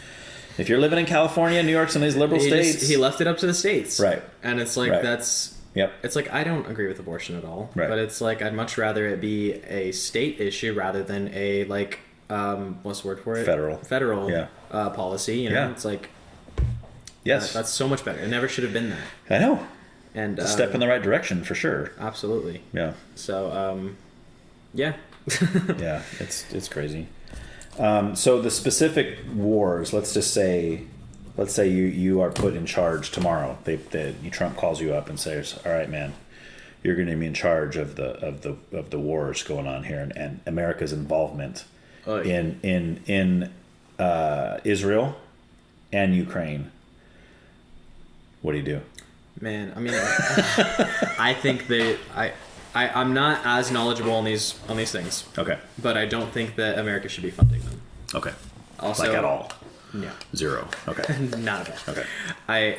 It's like I'd rather our government actually put money into the American people rather than like the border hoppers or foreign wars. You know what I mean? It's like that. What good does that do for us? Mm-hmm. You know what I mean? And I lost my train of thought, but do you think there's any time that America should be involved in foreign wars, like ever, or do you think we should just literally keep to ourselves all the time? I mean, shoot, if it's affecting us, get involved, you know. Okay. And it's like, in some cases, it does. So, like us getting involved in World War II after Japan bombs Pearl Harbor. Yeah, because that was like a direct attack on us, right? And that was like. That was like a big slap in the face, like, excuse me? Yeah, sure. But some would argue that us getting involved earlier would have prevented lots of other deaths from happening. Some people criticize the U.S. for saying we got involved too late. But it's like I've forgotten a lot of it. Yeah. It's been a while since I've been in school. Right. Yeah.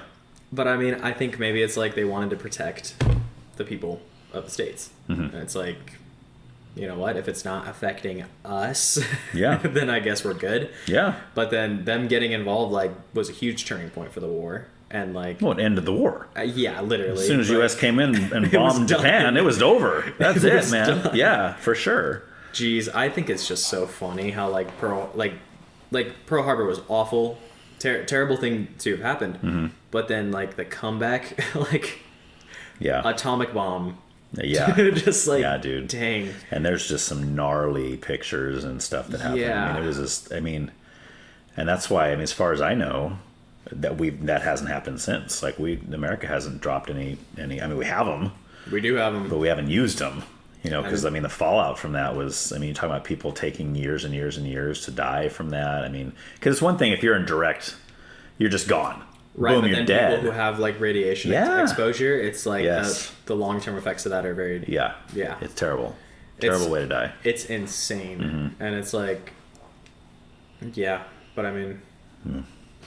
So what you're saying is if you were in place to these wars, you would just go over and drop nukes on everybody and just kill everybody. Oh, probably. No, I'm kidding.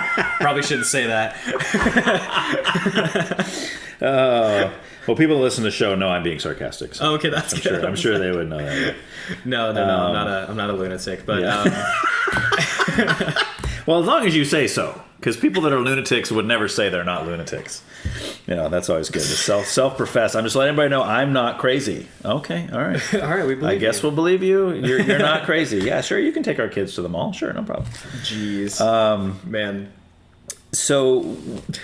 We talked a little bit about the hatred for Trump. At least I did. I mentioned it, kind of the hatred for Trump from that side of the aisle. He's so hated.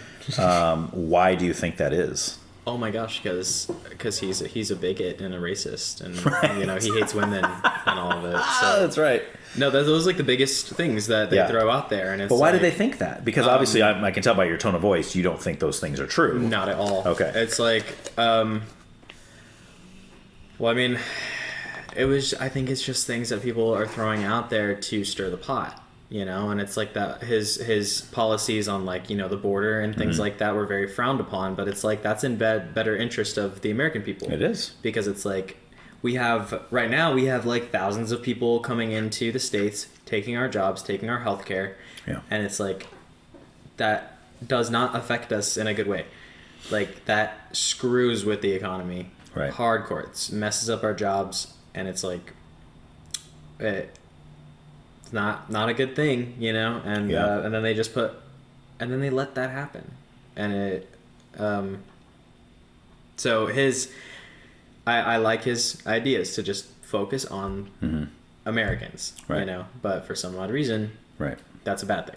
Well, I like the phrase "America first." Yeah. Right. Like I don't necessarily think we should never help anybody foreign, but I think America should be first. If we have the ability to help people, Yes. that's perfectly Sure. fine. But it's Right. like there are regulations in place for that. Like when it comes to like the whole border situation, like it's like if you want to be an American citizen, you have to do things to be an American Right. citizen. You have to understand the history. Right.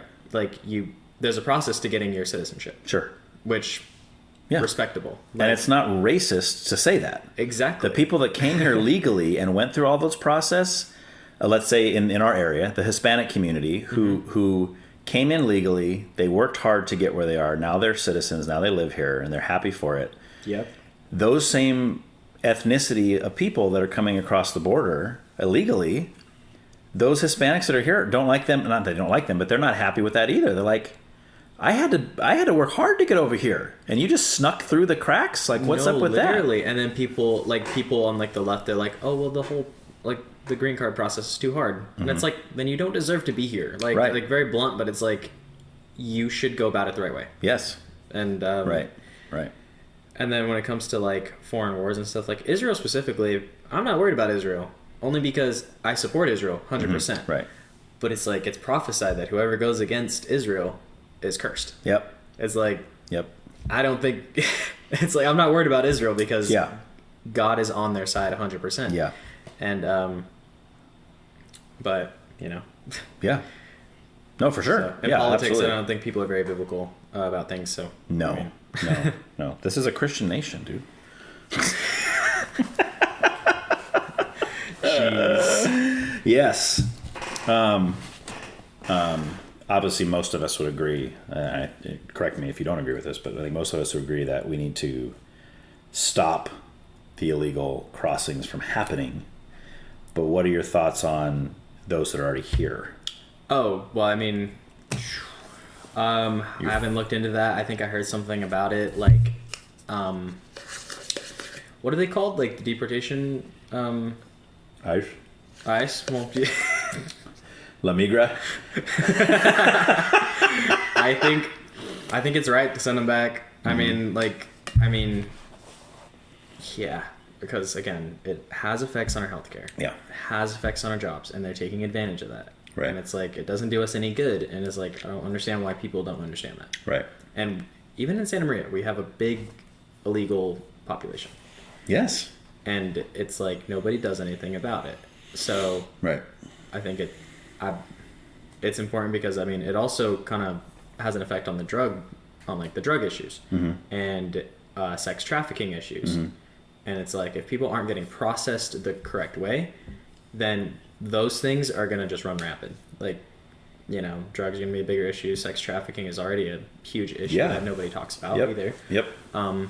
Like that one movie, what was it called again? With the freaking country guys?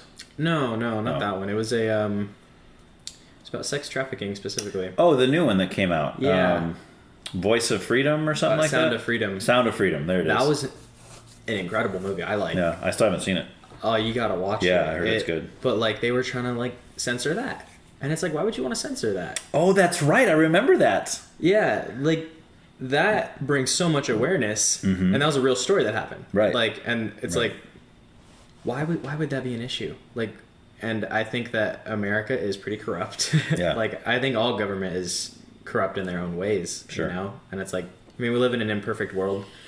Eventually, you know, Christ is going to return and Right. everything's going to fall into place. But Yeah. at the end of the day, it's like he's in control and he is sovereign. And it's like, that's where my hope is. It's not in man at all. Right. So That's pretty smart. thank you. That's a good answer. And that goes back to kind of what you were saying earlier about just hope in general. Yeah, absolutely. It's like people that you know, the suicide rates among younger people are big, and you know, you got this. And it's, people don't even talk about that, and Yeah. it makes me sad because, Right. you know, well, that's also why I have this too. Like, that's a Oh, nice. representation of, like, you know, like being in that and then choosing to, you know, get out of it. okay. What is it? It's like, so you got the barbed wire, and then you have the little safety pin there. Safety pin, yeah. The barbed wire was because it would look cooler. And then safety pin's what really meant a lot to me. So Okay. Who did the tattoo? it was this really ghetto shop in Orange County. Oh wow, you It were was down like there. an indoor flea market, Okay. and it was on Labor Day. It was the only shop that was open. This guy was like total like cripple, Okay. and I think he was really high. When Oh he did yeah, it too. we should let him do it anyway. Okay. Yeah. Okay. It was. I really wanted it done, and Yeah. it honestly came out good. Like, there's no blowouts or and my ink takes my skin takes on ink really well, I think. Okay. So I like it. Is that your first one? This is my first one, and Okay. I gave myself 2 tattoos on my leg. You gave them to recently. yourself? I'm learning how to tattoo. Okay. Yeah. If anyone's listening, if they want one, Yeah. I'm practicing. And, Yeah. Unless you're one of my kids, in which case, don't. No, they have I to. can see Addie being like, "Hey, dude, hey, I heard that you do I am tattoos." not trying to get in trouble. There's no way I'm doing that. That is, I think it's illegal, like hardcore illegal. Oh yeah, yeah, So I'm good. yeah. One of my friends, he owns Captive Hearts Okay. tattoos down there on by the mall. Dang, I need to. He's been doing it forever. He's been doing tattooing for as long as I can remember. I'll research him because there's Yeah. something I want to get done on my. Oh yeah, you should go talk to him. He's cool. His name's Sabin. Oh wait, I think I've heard of him before. Sabin. Oh, I'm sure you have. Yeah. Yeah. Everybody knows Sabin. Okay. Sabin Brock. Yeah, he's been on the show actually too. You can even listen to Really? his episode. Does he do a like American traditional or like is it what are? I think he does everything. Everything? Really. That's cool. You'd have to talk to him about it because he obviously I don't know all the terminology and stuff, but I Yeah. mean, he's been doing it for so long, Okay. and he's a Christian dude, so That's he's sick. He's got a pretty cool testimony and stuff. That's great. Which you hear in the episode. But yeah, he did time in jail and everything, and got saved in jail.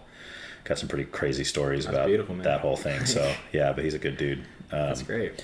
But yeah, it's right there, literally like right on Broadway. Did he learn how to tattoo in prison too? Or I'm not sure. That's a good question. I mean, he's always been an art guy. Like he's That's always awesome, yeah. he's always been good at drawing. I mean, that's kind of how you start, I guess. Like you have to be a good artist first, and then you can start doing it with needles and blood and all that stuff. So which scares. I don't have any tattoos. It scares me to death. oh man, I'm not like. You ever gotten scratched by a cat?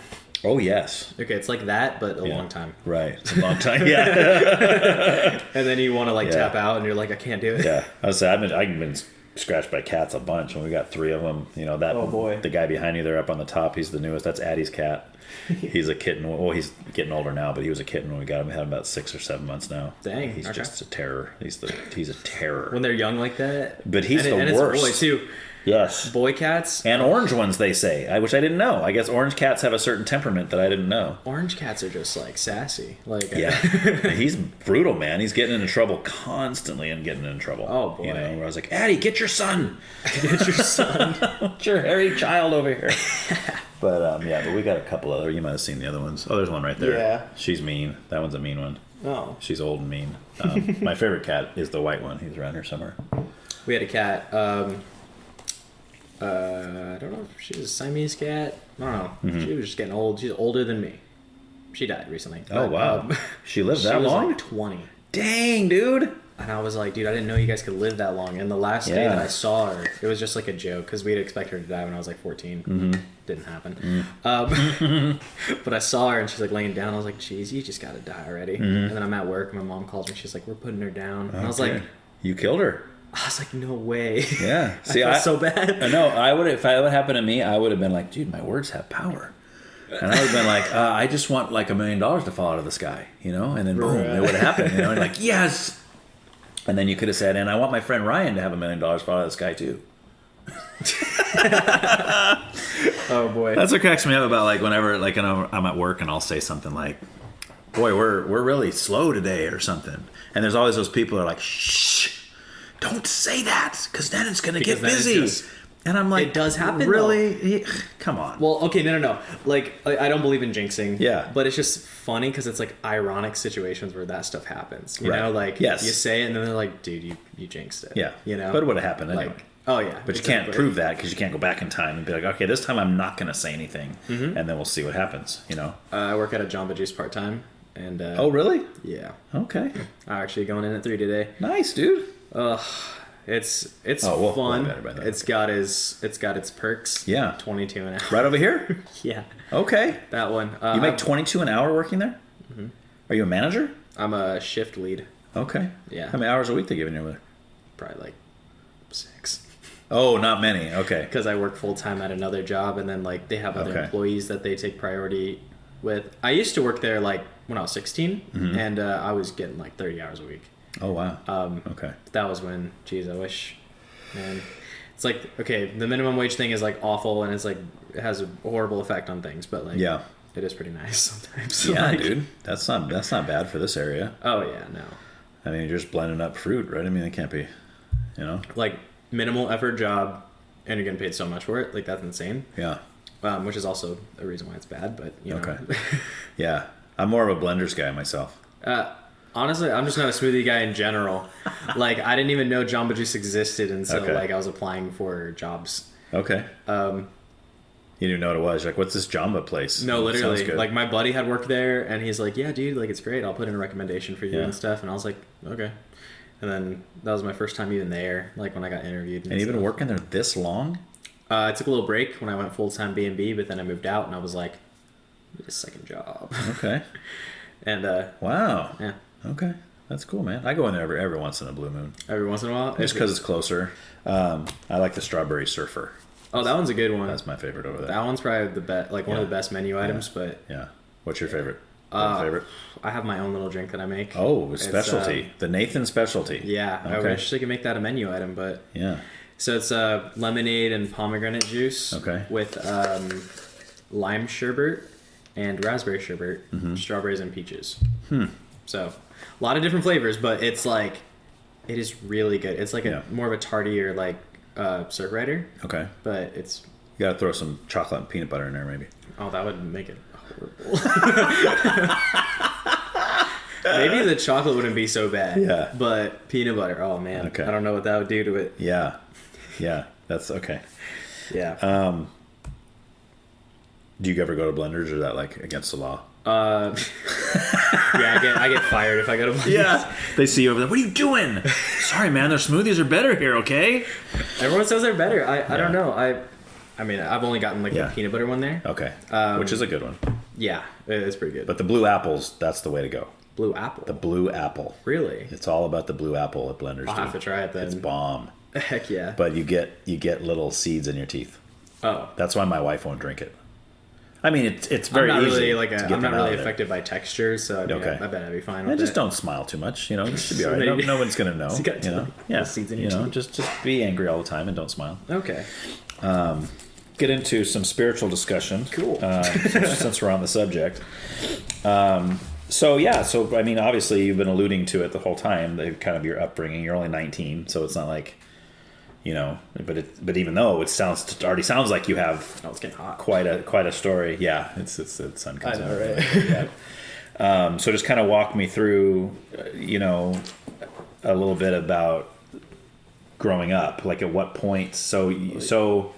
Okay, so I guess what I want to start with is this. I'm kind of like rambling here. No worries. So your mom and dad, when they were together, were they both Jehovah Witnesses at the time? Was either of them Jehovah Witnesses at the time? I think my dad, like, I don't know the full story. Okay. I think my dad was studying it, and my mom, she didn't agree with it, but my dad was, like, studying it, and that wasn't really, like, the root of their problems. Okay. But was your mom like a Protestant at the time? Was she a Christian at all? She's been in and out of different churches. Like, she's been, like, Protestant. I think she's been Catholic at one point. Okay. But that was, like, with her family. And then she didn't really have her own relationship with God until, like, way later in life. Okay. Now she's like, Reformed. Okay. Christian. So it's, like, she's more, like, Calvinist. Okay. And, like, I don't really know where I stand on that. Okay. Still, it's, like, I grew up one way, and, like, that was, like, a whole new thing when Which is she not started Calvinist. bringing that up. So you grew up not Calvinist, and Yeah, I she grew up kind of started getting into that. Yeah. So it's, like, it was odd for me, and, like, I'm still doing research on it. So, like, I don't have a full formulated opinion on it, but Yeah. I think predestination, it's in the Bible. It is. So it's, like, I think it's true, but it's, like, But what does it mean? exactly, like, what is That's the question. What is God's purpose of predestination? And that's tough to. That's, like, getting deep into, like, theological discussions. Sure. Yeah. So yeah. it's tough, but Yeah. Well, the question I always ask with that is, what is being predestined? Yeah. Are the people being predestined, or is it something that's being predestined for the people? If that makes sense, I think it might be a little bit of both. Like, I mean, because God has a plan. He does. He has a will, and it's, like, no matter what, His will is going to come to, like, it's going to become reality, and it's, like, so, and He also knows He's outside of time, so He knows, like, our actions. Sure. He knows what we're going to do, and that's different than determinism, to where the Calvinists would say, not only is He outside of time and that He knows everything that's going to happen, He's causing everything to happen. He's causing a unregenerate person to be saved, right? Without their free will at all. He's choosing. So the Calvinists, I have a good friend of mine who's a strong Calvinist, and we talk about this all the time. Okay. So their view is that everybody's born on their way to hell, right? Which I would agree with that part, right? Yeah. But then they would say that God's not so God's not choosing anybody to go to hell. They're already on their way there, just for being born, okay? Yeah. But then God's just randomly choosing people to pull them out of that river that's flowing towards hell, and it has nothing to do with their decision. It has nothing to do with their personal belief. It has nothing to do with their free will. He's just saying you, right? So that's the biggest doctrine in Calvinism that's hard to grasp. And it's really hard to grasp. Yeah. Exactly, because it's, like, that takes away, because it's, like, He is a loving God. So it's, like, and some people would hear that and be like, that's not loving. So it's, like, really hard to understand. But the Calvinists would tell you it is loving. Yeah, and it's, like, but then that's also, like, scary, I guess, because, they even say, like, you could be Christian and, like, you're still not saved. Yeah. It's like, huh. And it's like, well, they would say that if you're a Christian, then you are one of the elect, so you don't have to worry about it. And if you're concerned about it, that's proof that you are one of the elect. That's what they would say. Interesting. But I don't know. Again, I don't know if I agree with all of that. I mean, I'm probably like a 3-point Calvinist, maybe. I don't agree with all 5. There are some. I don't think I fall in the Arminianist or the Calvinist camp necessarily. Yeah. But I'm with you. Like, the predestination is mentioned in the Bible, but if you look at, like, Ephesians 1, where it talks about it's predestinated to be. It's not this guy is predestinated for salvation. It's predestinated to be, and there's all these lists of things that you will become. I see that as, if you receive by your own free will, you receive this free gift that God is offering you, it's predestined that you'll receive all this stuff along with that. You will be a child of God, you'll be adopted, you'll be this, all these things will come with it. And somebody explained it one time that really helped me click, is like, it's if you're being offered a job. They're like, all right, we think you're great, we want to hire you for this job, all you got to do to receive this job is sign on this line here. And just so you know, once you sign the line and you take the job, you're going to get, 3 weeks a year paid vacation. You're going to get time off for sick. You're going to get, every 6 months raise, right? This is all part of the package you're going to get if you take the job. Right. So you're not being forced to take the job, but if you do, it's predestined that you're going to get these things with it. So that's the way I view Ephesians 1. So anyway, So yeah, I definitely don't. I'm not a Calvinist. So. Yeah, I wouldn't call myself a Calvinist either, and it's still something that I'm like looking into. I'm studying it. I'm trying to get a better understanding of their point of view. That's good. Like, that's awesome. Even it can be explained to me so many times, and I'm just like, it's not clicking. Right. Yeah. Yeah. And my mom will break it down for me, and I'm like, it's still not. Yes. Like, well, there's a reason for that, right? The reason that this is a debate that's been happening for forever. Oh yeah. Is because the Bible is not clear on it, right? You're not going to have people debating whether or not Jesus is the only way of salvation. Because the Bible's very clear on that. Jesus said, I am the way, the truth, and life. No man comes to the Father but through me. Like, you don't hear Christians going, well, I don't think he is. Oh, let's debate about this. No, the Calvinist Arminius debate has been happening for a million years. Yeah, and it's like weird because like both are there. Mm-hmm. And it's like paradoxical, but like... Correct. You know, I mean, I think maybe there's some things that we're not going to fully understand until we're in heaven. Yes. And then it's like, oh... By then we won't even care. Yeah, we're just going to be like, hey, I'm here. We made it. I don't care how I got here. I mean, whether it's predestined to get here or I chose to be here, hey, I'm here. I'm happy to be here. Yes, exactly. Yes. I'm just happy to be here. I'm the janitor. I'm good. I made it. I'm good. Okay, so let's kind of get back to your story. Yeah. So what's the earliest you remember kind of going to church or believing in God? Oh, since I was a kid. Like, okay. I remember both. I remember going to the Kingdom Hall, which is the Jehovah's Witnesses. Okay. With your dad, you would go. Okay. I remembered that. I remember going twice a week, and then also a third day we'd go out and knock on people's doors. Oh, you were doing that too, huh? Oh yeah. Wow, nice, dude. There you go. Boy. And then I remember going to church with my mom too. Okay. I was in like Awanas and stuff like that. Do you remember ever seeing, even at a young age, do you remember seeing a difference or a conflict where you're like, well, I feel like what I'm hearing over here conflicts with what I'm hearing over here? Oh, yeah, the entire time. Like, which, in all honesty, it's like, I'm glad I went through that, but at the same time, it's like, I'm a kid.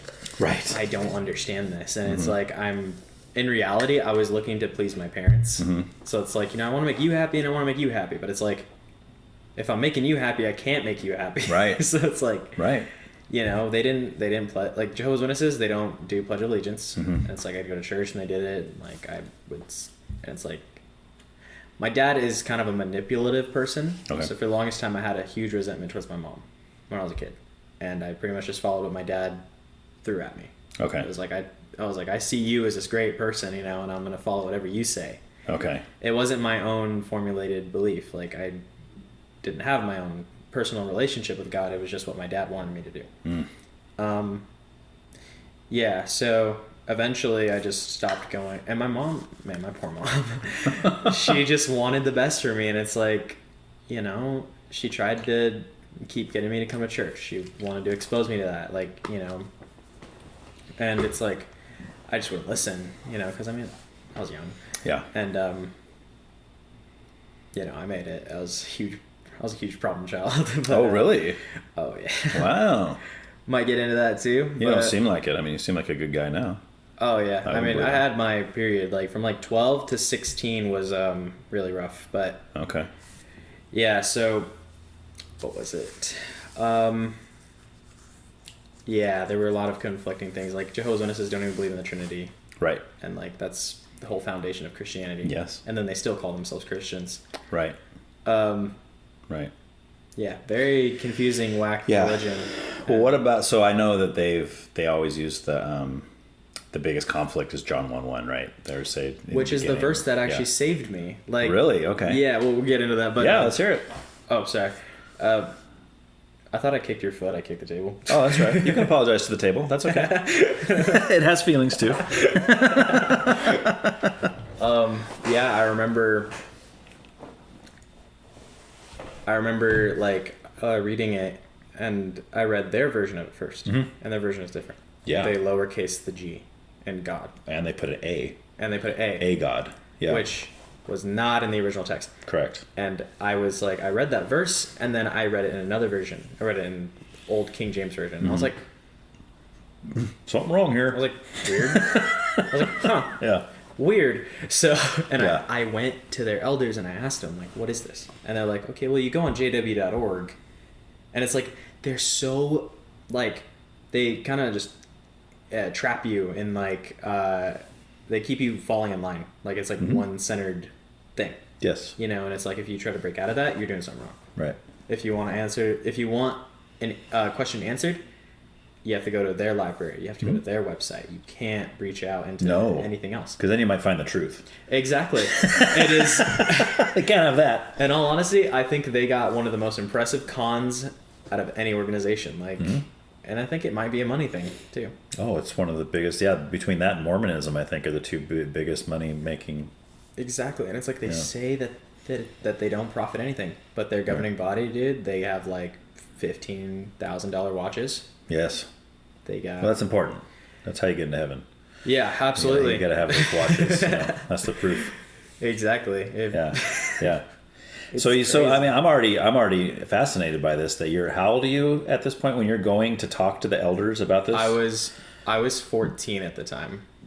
I was 14. Wow, dude. And I was like, that's impressive. So confused, and I could just feel like that was the Holy Spirit like pulling me out of that. Yeah. And then I was like, you know what? I'm not gonna do that. Like I had a thought. I was like, you know what? No, I'm gonna do this on my own, and I'm gonna figure this out on my own. Okay. And then I figured out their whole entire belief system is a total lie.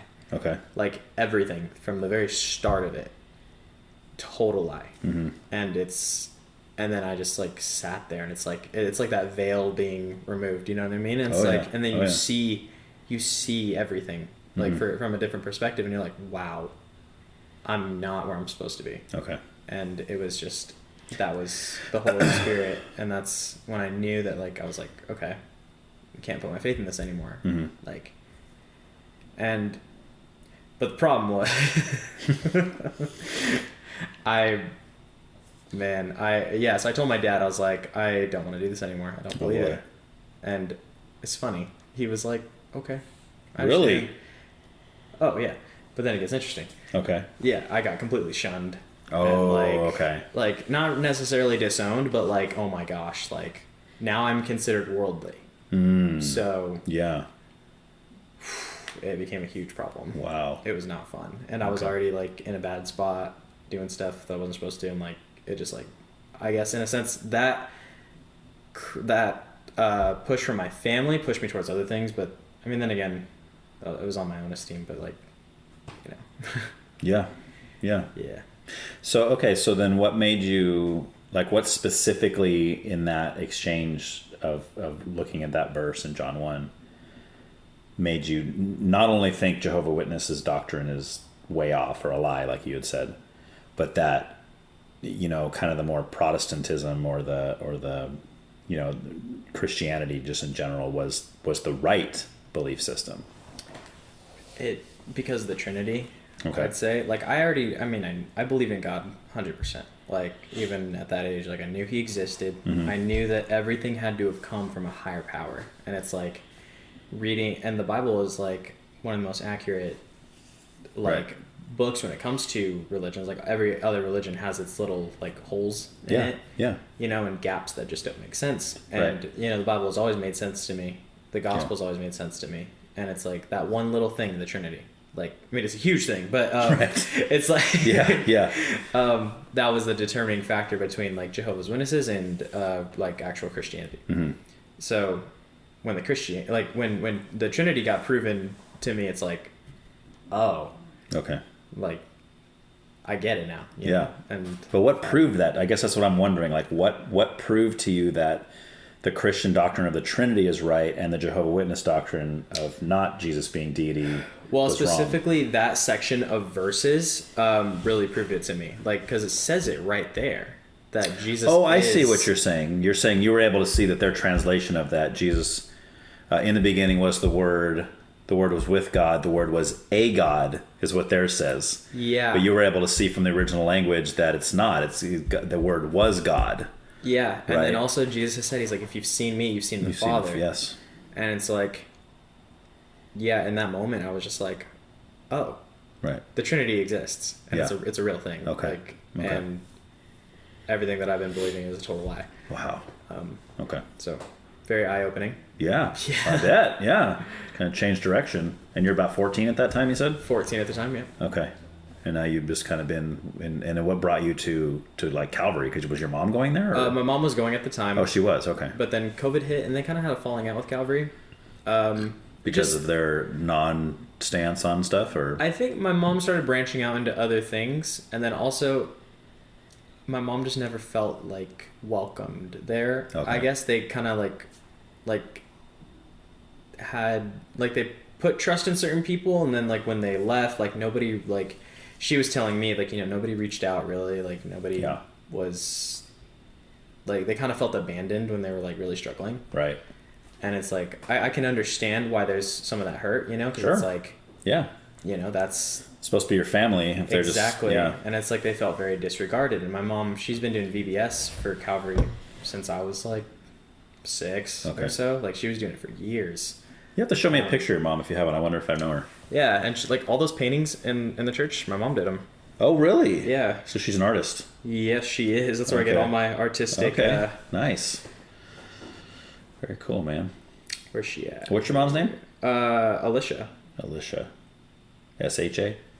S-H-A. Okay. Yes, sir. Oh, don't have the best service here. Oh, no? Oh, wait, do you have Wi-Fi? I do. I could, I don't know the password, though. Do you not? No. Because Bethany will tell it to me, I'll just plug it in, and then, you know, Addie would know it, but she's not here either. Yeah. It'll load, and then I'll show you a picture of her. We'll get there eventually. Yeah. I'll just let it sit here. Yeah, sorry. Yeah, because I just type them in, and then I never have to put them in again unless we get a new router or something, you know. So I don't know if it's gonna. This is my mom and stepdad. Oh, okay. Yeah, I don't know if you've ever met them, but dude, yeah, she looks. I never met him, but she looks familiar. Okay. Yeah, for sure. What's her name again? Alicia. Alicia. Okay. Alicia. Yeah. Gotcha. So they broke away from Calvary, and I still went. At that time I was. Yeah, like 14, 15, and like I had her take me to youth group, take me to Sunday church, and okay, you know, and then 16, got my own car and stuff. So okay, so you just kept going there because you liked. I had a lot of friends there and stuff. Honestly, yeah, and I agree with it. My mom kind of bugs at me a little bit, and she's does like, she? Yeah, she's like, do you like watered down stuff? But she's. I love it. And I was like, I don't know, I'm growing. So. Oh man, that's so funny. I've had great fellowship there. Yeah. And you know, there's things that I'm going to take forever, like with me. And, sure. You know, I appreciate the time that I have there. Yeah. So. Yeah. Well, we went there, like, when I first got saved, that's where we started. Yeah. Like I was 24. It was like, what year was that? Like 2001 or something. Mm-hmm. And we had gone, and Paul Berry was the senior pastor, and we ended up going there for like 5 years. Aiden was a baby when we started going there, and I think that was 2001. No, he was born in 2002, so it must have been 2002. Anyway. And then we left there and went to another church for like 12 years. Dang. And then we went to the Harbor after that, which is over on Foster. Went there for like 5 years. And then we started going back to Calvary. And it was, we've been back there like two years now or so. Mm-hmm. And it was kind of a reset because a lot of people that we remember from there don't go there anymore. Even in the leadership, a lot of it's changed. And some of them are still the same, of course. But a lot of our close friends are still there and stuff, so that was kind of cool. But one of the coolest things for us was because the church we went to before that, we loved those people; they were awesome, but it just wasn't very big. So the youth group was like 3 kids. Dang, it was nothing, right? Yeah. So it's like to go to Calvary and to be able to have Addie and Asher plug in and it's like more connections, especially with them, which I think it's like me. I'm not when it comes to like churches and stuff. I'm not really like a numbers guy, but it's like. Mm-hmm. I think for younger kids, it can be really helpful because like I get to connect to other believers that are my age, that are probably going through the same stuff as I am. And, you know, you grow together. Sure, it's beautiful. Sure, yeah, and we're really happy with the leadership there, and that's great. Dan's awesome with the kids. I mean, Dan, he's really cool. I love Dan. Yeah. Dan has been there for me through so much. I bet. Yeah, it's a good dude. So. Yeah, he's been on here too. Oh yeah. Yeah, you just scroll through, man. You're probably gonna see a lot of people you know on there. Like, I should listen to that one and that one. Okay. I know that some of the ones you listen to are kind of more recent, like James and Devin. Did you listen to Devin? Yeah. And then I listened to another one. I think it was Jimmy Wall. Yeah. Okay. Yeah. So those are all still somewhat recent. Those are all this season. This is the 3rd season. Okay. So the first season only had like 13 episodes, and then the second had like 40 something. But you'll probably find a lot of people in that second season that you know. Dan's in there. Nice. I don't remember. A lot of Calvary people are in there. Nick Harvey is another one I had. Nick Harvey. Actually, Nick Harvey was in the first season. Never mind. He was he was one of the. I didn't even know that. Yeah, he was like episode 6. He was like the 6th episode I ever did, I think. Nick's been kind of like a mentor to me. Yeah. A little bit. Yeah, he's a good dude. Yeah, he's a great guy. Yeah. Yeah, he's cool. Yeah. He's watched me grow up, so. Yeah, which is awesome. Oh yeah. So I kind of like to ask, kind of like play devil's advocate a little bit. You may have heard me do this if you listen to some of the episodes, but I'm always curious because like I have my own reasons for why I think Christianity is the belief system, the true belief system, enough to say things like, you know, Catholicism or Jehovah Witnesses, or like to say no, that's not it, or even farther out like Hinduism, Buddhism. Like, how come these aren't true? How come Islam's not true, right? Yep. So I'm kind of curious, like, why do you think why do you choose Christianity over any of those other ones? I think for me, a lot of it comes down to faith. Okay. If we're talking like, you know, like doctrinally, it is. I think Christianity is 100% the most, like, it is the accurate, like, it's the truth. You right. know? Right. Yeah. And for me, like, I think it's just, what started off for me was, like, the Holy Spirit. Like, I've actually, like, felt the Holy Spirit pull me out of things. Okay. You know, and, like, my experiences. Oh, wow. We're going to have to talk about that then. 'Cause I want to know what you're talking about. Oh, yeah, 100%. I'll get into that. All right. Yeah, like, I mean, obviously I've come up with actual answers biblically, you know, like I've seen legit proof of the Bible, like historical things that have happened in the Bible, and they fit into history. And it's like, so my biggest thing is like, is the Bible accurate, you know? And I watch this guy, pretty sure you've heard of him, Cliff.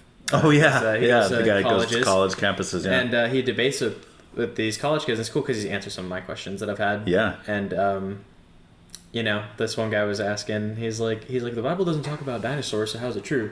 And he's like, how could you sit here at a college campus? He's like, you know, your history books are not gonna mention certain things. It doesn't mean that they're not true, but you still put your faith in those. Right. Like, and yeah, for me, it's really just come down to faith and my experience in believing in Christ, and like prayers being answered, and just all of that was huge for me. And like, I think that God's given me like the ability to like discern, like discernment, you know, right, like I can tell when something feels off. And okay. So is that like a feeling? Is it what do you call that? Like, how do you describe that? It's like I feel genuine like anxiety. Like if I'm in a church that, like there are churches I don't feel safe in. Like even in Christianity, there's like branches of it that like I don't agree with. You know, right. I'm not a hyper spiritual person. Okay. I think people have manipulated the gifts a lot. Okay. Yeah. So you're not real charismatic, like I'm not super charismatic. Okay. No. And you know, I've seen like people like prophesy and heal people, and it's like none of this is glorifying God, first of all. Okay. And then you think it's phony baloney? Some of it is. Okay. I like the gifts for me are a bit of a touchy subject. Okay. But I think that God can definitely bestow those powers to people. Of course. And he has the right to do that, obviously. Yeah. But for me, it's like, for me to believe it, it's like, who's it glorifying, first of all? And it's like, is it being used how it's described biblically? Because like, I think you could tell when they are fake. Like, I don't know if you know Benny Hinn. Oh yeah. Like, oh my I mean, not gosh. Personally, but yes, I know. Like, I know of like him. Yeah. prosperity gospel type stuff, and it's just like, yeah. So I think I've had more problems with like branches of Christianity than other religions, and I've also kind of branched into like messianic belief systems. Okay. And doing like the traditional Judaic holidays and stuff like that. Right. And none of it seemed right to me, because it's like the Bible, like there's a reason why Jesus came here, and it's like to free us of those things, you know what I mean? And like don't what's it say? Once the teacher arrives, you're no longer under a tutor. Yeah. You know. So yeah, I always mention this because it helped me out, And this is one of the things that like there was a point in my life where I got to where I won't tell the whole story because it's too long, but I got involved with like the Greek language and studying from the original languages the Bible was in. And the whole thing about spiritual gifts just blew my mind. And the basic gist is that there's that word spiritual gift that we see like in Corinthians and stuff, right? Yeah. It's translated spiritual gifts in English. That's the word charisma, where we get charismatic from, right? Mm-hmm. So that word in Greek, it doesn't mean a gift given to somebody like, here you go, Merry Christmas, here's a gift, it's yours, you can have it. That's a word called dorea, which is another Greek word. And that word is used only for the Holy Spirit. Like if you get saved, you're given the Holy Spirit. Mm-hmm. Okay? So now any time that Holy Spirit that's in you expresses himself through you, because that's what charisma means, expression. Mm-hmm. Anytime he expresses himself through you, that's charisma. Okay. So it's not a matter of like, what spiritual gift do you have? It's like, well, I don't have any spiritual gifts. But if the Lord uses me to heal somebody, if he uses me for teaching, for whatever, all these other things, that's God doing it through me, and that's a blessing.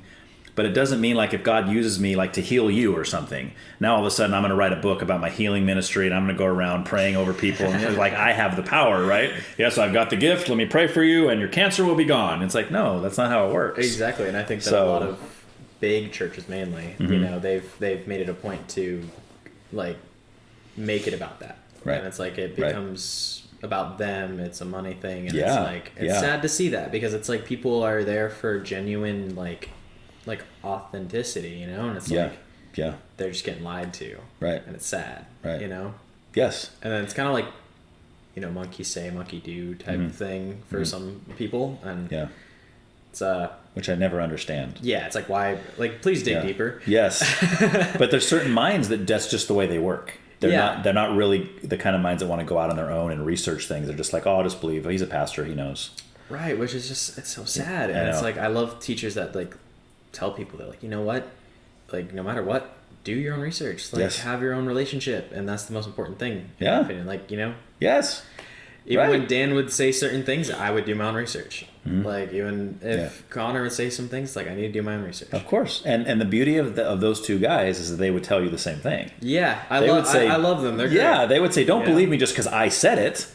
Yeah. You got to check scripture. Be like a Berean. Go check to scriptures. You know, these are the Bereans are people doing that to Paul. And that's what we're called to be. It's like, correct. You know, and it's important for us to have this knowledge of our own because like we're sharing it to other people. We're called to share the gospel. So it's like, wouldn't you want to know? Right. Wouldn't you want to understand scripture? Right. But yeah, back to what you were saying earlier. I think most of me, like being a Christian, is just like I've seen it played out in my life, and I've seen the Holy Spirit working in my life, and it's like that's what draws me to it. Okay. And it's like that's just where all my faith is. Okay. So, but do you think is there any part that kind of needs to be more than that? Like, because there could be, let's say, a Buddhist or I don't know, maybe a Muslim who might say the same thing about Islam. They might say, well, no, I've had these experiences that have shown me that Allah is the true God and that Islam is the true religion.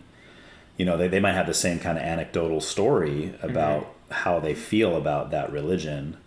So, like, what would you respond to somebody who said that? In all honesty, I need to do more research on other religions to understand them more. So, like, if that ever came up again, sure. It's definitely a little stumped in the moment. But, I mean, I think with those religions, it's like Christianity is the only one that offers true freedom. You know? I agree with you. Like, there's a lot, like, those other religions are very work-based religions. There's no freedom in it. And it's like, also, like, some of them, what they stood for was not peaceful, you know, and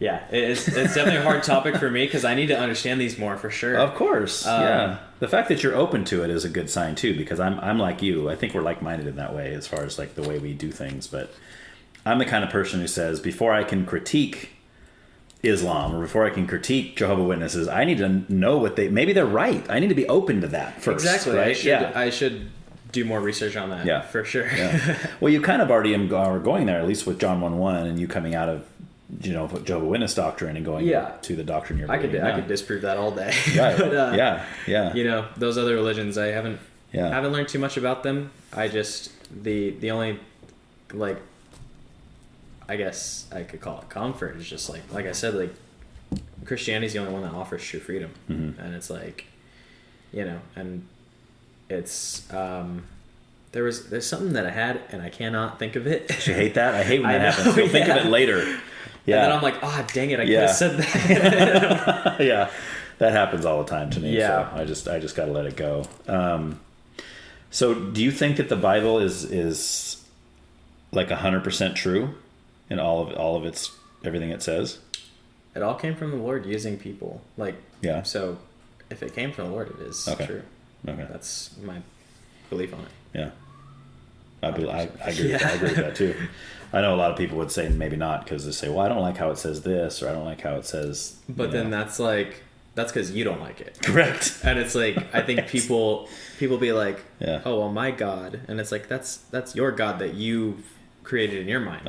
It's like, it's not the true God. And it's like, coming into Christianity, it's like you have to be willing to deny yourself. Like, you become a new creation. So that's actually part of my testimony. I always say that God had to show me that the God I believed in wasn't him, because I was never an atheist, but I hated Christians. I hated all of it. I hated religion. I hated church. I hated youth group, all of it. I had nothing to do with it. But if you asked me, well, Ryan, do you believe in God? I would say, well, yeah.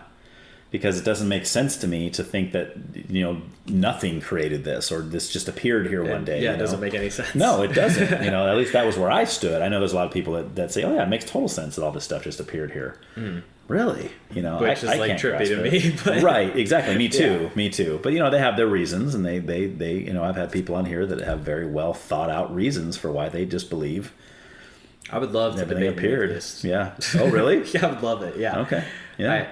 I think I'm pretty well knowledgeed in. Have you never done so? Have you never? Okay. No, I've debated people with like difference in opinion. Right. Like when it comes to Christianity, like it's mainly people who like aren't religious, like they believe in God, but maybe more like liberal leaning and things like that. And it's like, why should I believe in this like morally? Type. Right. But yeah. Okay. That's about it. And you mentioned earlier about the Holy Spirit pulling you out of things. Can you elaborate on that a little more? Oh yeah, this is touching into like my own personal testimony, which I don't tell a lot of people. All right, well, you're going to tell the world right now, so bring it. Absolutely. Well, the world, all 30 of my listeners. Yeah. That's almost the whole world, right? I mean, we're getting there. That's great. Slowly but surely, you'll reach 8 billion. I hope so. There's a lot to it. Okay. Grew up 2 households, and it's like I was living like double life. Like, one house I'd act like this, one house I'd act like that. And with my dad, I'd say I had a lot more, not from him, but just like I had the ability to like do certain things. Like I had a little more freedom. Okay. And like I said, I was kind of resented by that side of my family. I mean, they're not. I don't really even consider them family at this point, because it's like it's very conditional love, and it's like I think if it's conditional, then it's not real love at all. Sure. But yeah, so I kind of had my own way of coping with those things, and it wasn't at all the best. Okay. I was very depressed. I didn't know where to go. Like, this was during the time of, like, COVID and stuff. Even a little before that, I was branching out and doing this stuff. But, like, what is it? Yeah, I didn't really have, like, an outlet at all. So, it's like I didn't know where I was, what was going to happen with my faith. I didn't know what was going to happen with my family, and I was very scared of all those things. And my way of dealing with it was, like, I would sneak out a lot. I had older friends that got me into bad situations, but all we did, like I'd sneak out every weekend. I would go to these parties, and I got into pretty heavy drugs when I was around 12 or 13. Dang, dude, that's young for that. Yeah. Wowzers. And it, like, I was pretty addicted too. Like, there wasn't a day that went by for like a year where I wasn't on something, and yeah, it was pretty crazy. Yeah, that's like those years were like they all blended together, because it's like, I mean, when you're high, it's like stuff is just different. You know? yeah, like, yeah, for sure. I remember what got me out of it was when I was 16, and like I had like a minor overdose on something, and like I almost died. Like, well, I stopped breathing because like I threw up, and I was like swallowing my own throw up. Right. And right. And yeah, someone there like did CPR on me. Oh wow. And I came back, and I was like, and then I went home, and I was like all out of it and stuff, and yeah, you know, that was like the first time I had prayed in like years, and I was just like, I don't want to do this anymore. Like, I could have died, you know? Yeah. And you mean you don't want to live the lifestyle you were living anymore? not at all. Okay. And like, you know, I was very depressed. I was like, you know, drugs, self-harm, like all that stuff. It was like, that's literally like my whole, those years, that's what it was just filled with, you know, just very self-destructive. So sure. Yeah. So was that the last time then for you? Like the almost overdose was the last time that you? Yeah, I had been sober ever since then. So wow, dude. Yeah. Nice. It's a struggle. Like, okay. Oh my gosh. But yeah, I stopped using those hard drugs completely. Okay. Like, and I think it was because like I kind of like thought to myself, I was like, how would my mom see me? Like, I couldn't imagine doing that to her. Right. You know. Right. And then I prayed about it, and I just like I realized like, okay, I need to like fix this. You know. And yes, and that's like when I decided to like move out of my dad's house and get away from that environment, because I mean, he wasn't really like aware of any of it, and it's like I don't think I would have gotten help there. No. You know. So does he know about it now? Okay. How about your mom? She knows some of it. Okay. But I never told her much of it. Okay. Which is kind of sad. I didn't like rely on people at all. I didn't. Right. I felt like I couldn't really trust people. But then again, that's just like my own brain lying to me, you know? Right. But once I was 16, I started going back to Calvary like consistently. Okay. And, you know, I had friends there, and I had people that were able to support me and I could lean on, you know?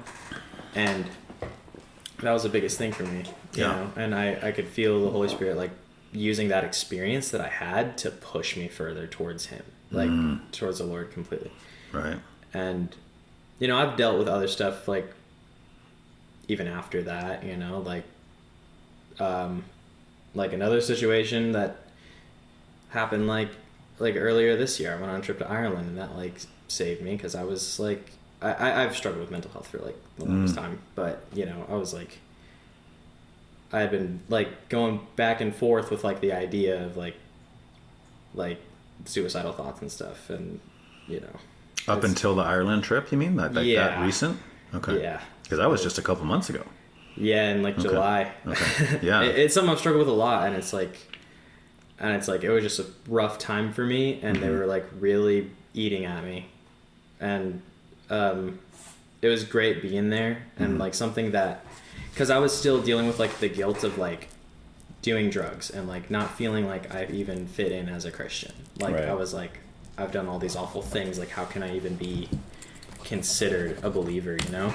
Yeah. And being there, we all had this, like, it was just a theme. And it's something that got repeated to me, like, over and over and over again. It's like, you know, when you become when you are a believer, you become a new creation.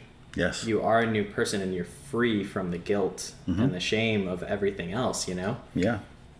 And, like, I just remember, like one of the last nights we were there, I was just, like, bawling my eyes out, and I was like, because it just hit me, you know, and it was like a pressure kind of taken off me, you know, like I don't, I feel free now, you know. Okay. And it was very. What caused that? Like, I mean, the Holy Spirit, obviously, you're talking about Holy God. Spirit, was there a specific thing that happened in Ireland, or were you just kind of hanging out, and all of a sudden the Holy Spirit comes on you, and then you feel free? It was it was that thing getting repeated to me over and over again, because we were all given devotions. Like, we were supposed to give a devotion one at a time, like, each day, you know? Right. And every single one of ours had the exact same thing, which was like the new creation thing. Like we all stayed in that those verses. It was really cool. Yeah. And it's like first couple of days it didn't really hit me, and then like over time I was just like, I really need to listen to this, right. you know. And it's like I'm not who I was. I don't have to feel guilty about it anymore because I am forgiven of those things, right. you know. Right. And it's like, that's not who I am anymore. I don't do those things anymore. Like, I'm free in Christ, and that is enough, you know? It's like, and it's like, yeah, because like that worthless feeling that I had, like, that was eating at me a lot. Yeah. Like, that's the way the devil works, man. Yeah, and I was very isolated at the time. Like, this year's turned to like one of the worst years for me, and like the best year for me. Like, I'm so blessed because, you know, went from like bad relationship to out of that bad relationship, and then to like very little friends to a lot of friends, you know, and I have those connections now, and it's like, it's so great, and I'm so blessed. And that's what you need to remember. And this is what, whenever I talk to somebody who has been through suicidal thoughts or been through manic, like real bad depression, that kind of thing, it's like, remember, you know, because you might be in that again. You might get there again, but you need to remember, like you just said, this was the worst year than the best year. So if you're ever in that worst again, you remember, like, the best might be around the corner. And it will be around the corner because you're always going to be in a better place than you are now if you're in your lowest, right? So that's what's good to remember, because like that's important, because otherwise you just drown in your, you know, your exactly. Yeah, it's like I didn't let myself feel that like safe with God, really. Like, it's like it was that dependency part of my brain, like, oh, I need something to satisfy me, and it's like I wasn't allowing the Holy Spirit to really like move me like that, you know? So eventually when it did, like, you know, my perspective of things changed, and, you know, I actually felt good about myself, you know, being a believer, and, you know, those thoughts like subsided, and it's, you know, I have my moments, of course, like, I think that's something I might deal with for a very long time, but it's like, my perspective of it has changed, like I said, and so it doesn't eat at me as much, you know, and it's like I don't, when I get in like a dark place, I know how to handle it now. Exactly. And it's taken me so long to do that, but it's like, and it's like I'd hear it over and over and over again, but it's like I never applied it to my own life. Yes. So being able to lean on God 100% is like such a beautiful thing, and it's changed my life for sure. Yeah. That's awesome, man. Wow. Thanks for sharing all that. And that's something I just wrote down, and we're all just about out of time, but I was going to kind of ask, just because of my own struggles. You've mentioned mental health, struggling with mental health your whole life. I mean, is there like a specific diagnosis? Is it just depression, or do you deal with anxiety? Do you deal with BPD? BPD It is a borderline personality disorder. Oh, wow. Okay. So it's like... Is that diagnosed? Or? It is diagnosed. It is diagnosed. Okay. It's actually a really long test. Okay. Like, it's very rare to diagnose it, actually. Yes. It's not very common in men either. But yeah, I had to see a psychologist, and they gave me this like 300 question test, and they have to do like an MRI on you too. Right. It's a very long process, but to explain that, it's like there's two, like the frontal lobes of your brain are underdeveloped, and that's due to like trauma and things like that, and it's like your brain kind of protecting you so it doesn't fully grow the right way. Right. And I also think maybe the drugs that I was taking when I was younger had an effect on that. Probably wasn't helping. Not at all. Yeah. But so my ability to process emotions is different than others. Okay. So it's like, it's kind of like a childish way of processing things, and which can have blessings to it. It can. It can have curses to it too, but it can also have blessings, right? Yeah. Absolutely. And that's why I'm kind of an impulsive person, and it's because I just make my decisions like that, because I don't have that moment to like sit and just process it, you know? Yeah. And then it's like another part of your brain. It's like another person, kind of. And it's like there's these things called splitting, where it's like your emotions are at like an all-time high, and it's like If it's a happy emotion, you're the happiest person on the planet. If you're depressed, you're the most depressed person. Right, you're all in regardless. You're just Yeah, to the hilt. It is awful. Like I have days where I'm really emotional. I have days where I'm really happy, and it fluctuates like crazy. Yeah, but it is manageable. Okay. And I was seeing a therapist for like a long time. Mm-hmm. Did that help? It did. Okay. It did. It helped me. Like I was able to understand my emotions. I was able to recognize like, okay, I'm about to like split right now. Like this is. I hate using this word, but this is triggering. And like, you know, and it's just one of those things I have to deal with. And it's like, it's not like, it's like, I'm like sad about it. It's like, you know, this is just what the world does, I guess. You know, this is what living in imperfect bodies does to us. And, right. You know, right. But you have hope in the future when you're not in that body anymore. Exactly. Right. And it's like, I have a process of getting out of my depressive moods and stuff. Sure. You know. Now, is that different than like what's different behind the BPD and like bipolar? Is bipolar similar? It is similar, and it's very confused with the two. So bipolar is like extreme. I don't know too much about bipolar disorder, but I know it's like a little different in the sense of like extreme highs and extreme lows that are like when it's like bipolar, it's like pretty constant, I guess. And with like BPD, it's like how do I explain that? I know I had it on my phone eventually, like at one point. Yeah. But well, they're both BPD, which is even more confusing. which is more confusing. Yeah. I could look it up real quick. Yeah, go for it. Yeah, because whenever I tell people I have BPD, they're like, "You're bipolar?" Let's see. It says bipolar disorder and borderline personality disorder are both mental health conditions that can involve mood changes. So the mood changes in bipolar disorder, mood swings are more sustained and less reactive and typically last for weeks or months. In BPD, mood shifts are rapid and can occur within hours or days, often in response to stress or interpersonal conflicts. And wow, so it's almost exactly the same, just with some minor differences. Yeah, it's pretty much the same thing, just like little things here and there. Okay. And so I did have to take medication for it for like a little bit, but I'm off it now. And okay, sounds good. Yeah, I'm doing a lot better. Nice, man. When I first found out about it, I was like, I'm broken. Yeah, right. Yeah. We're all broken, though, in some way, shape, or form, right? Yeah, exactly. Yeah. And like you said, though, it's that hope. You know, it's like, I know I'm going to be okay. And that's what I rely on. And it's like some people, like, it's tough to tell Christians about that because it's like, they're like, oh, well, maybe you're doing something wrong. Yeah. And it's like, I don't understand that. And it's like, no, I'm saved. Right. It's just like... Yeah, I hate that. I hate when people say, because like for me, it's been anxiety my whole life since I was like 13, like bad panic disorder, anxiety. I have agoraphobia for a while, where I was literally in my room for a long time, not wanting to go anywhere. And as a believer, I would have other Christian friends say, "Well, have you given this to the Lord, Ryan? It's because you just haven't given it to the Lord. You're still hanging on." And it's like, and there might be elements of that that's true.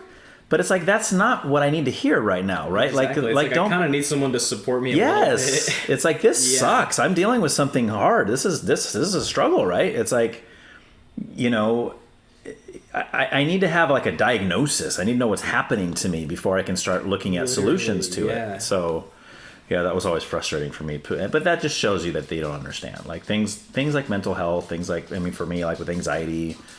Unless you've had anxiety, you don't get it. You don't understand. I can sit here and try to describe it to you, and if you haven't lived it, you're not going to understand it. Right. Yeah. But then on the same token, I would hate for anyone else to have to go through that. It's not like I'm saying, "Oh, I wish you had this too, so you'd understand." It's like, no, I would never wish this on anybody. It is awful. Yes, but it is kind of a struggle to not have you understanding, like especially like with me and my wife, you know, and she does her best and she's supportive and she's good about it, but ultimately she cannot understand what I'm dealing with unless she deals with it as well. Right. You know? Right. So that's what makes it difficult. But there's a little Miss Clicky Pants over here. So all right, man. Well, I think we'll cut it there, dude. Okay.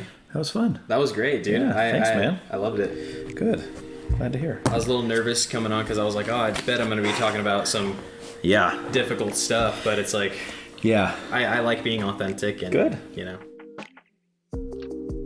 Thanks again for checking out this podcast, and please tell all of your friends about it. Don't let those shadow banning savages win the battle. Also, I would love to hear your feedback. You can contact me at whycan'twetalkaboutThat at proton.me. Make sure that you subscribe so that you will be notified whenever new episodes are released. Thanks.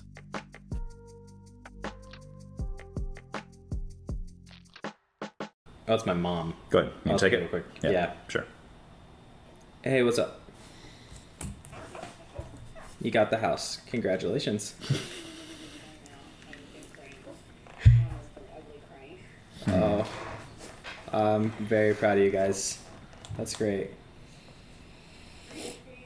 No, I'm doing great. I'm actually on a podcast right now. You're on a podcast? Yes, I am. We're having open discussion right now. It's great. It's going great.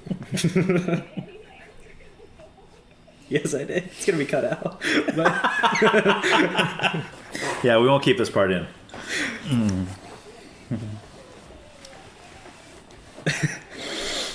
That's so awesome. no, don't be sorry. I'm very happy. I'm very happy. That's great, Mom. I know. I'll give you a call. No, don't be sorry. Don't be sorry. All right. I love you, Mom. I'll talk to you later, okay? Oh, that's Bye. awesome. Great blessing for them. I'm not moving back in. I am going to eventually. Oh, okay. Because it's like I need more room. Because to James is save. terrible. Just say it. I mean, James Awful. is a terrible, Absolutely awful. horrible roommate. Can't stand him half the time. I hope you hear this, James. That's right. Oh, he will. He'll listen to this, I'm sure. He better. I listened to his. No, he's actually a great roommate. I've known him since I was pretty young. Okay. We've had a long friendship, and man, we've had some funny moments. Oh yeah, I bet. I don't know if he's told you some of this. Man, I don't know. You could totally cut this out. Yeah, I'm gonna mention it. Like we actually liked the same girl at one point. Oh yeah. Okay. It was Jordan. Oh, I was gonna say not the same girl that Okay. All right. Which is hilarious. I'm this little kid who had a little crush, and I remember bringing it up to him. Like I was trying to be mature. Did you know that he liked her when you mentioned this? And I told him I was like I do have a crush on her and all that, and he passed me on the back and he goes, "Well, she's only got feelings for me, buddy." I love it. And I was as a little kid, and I was so mad, and I was like, you know what?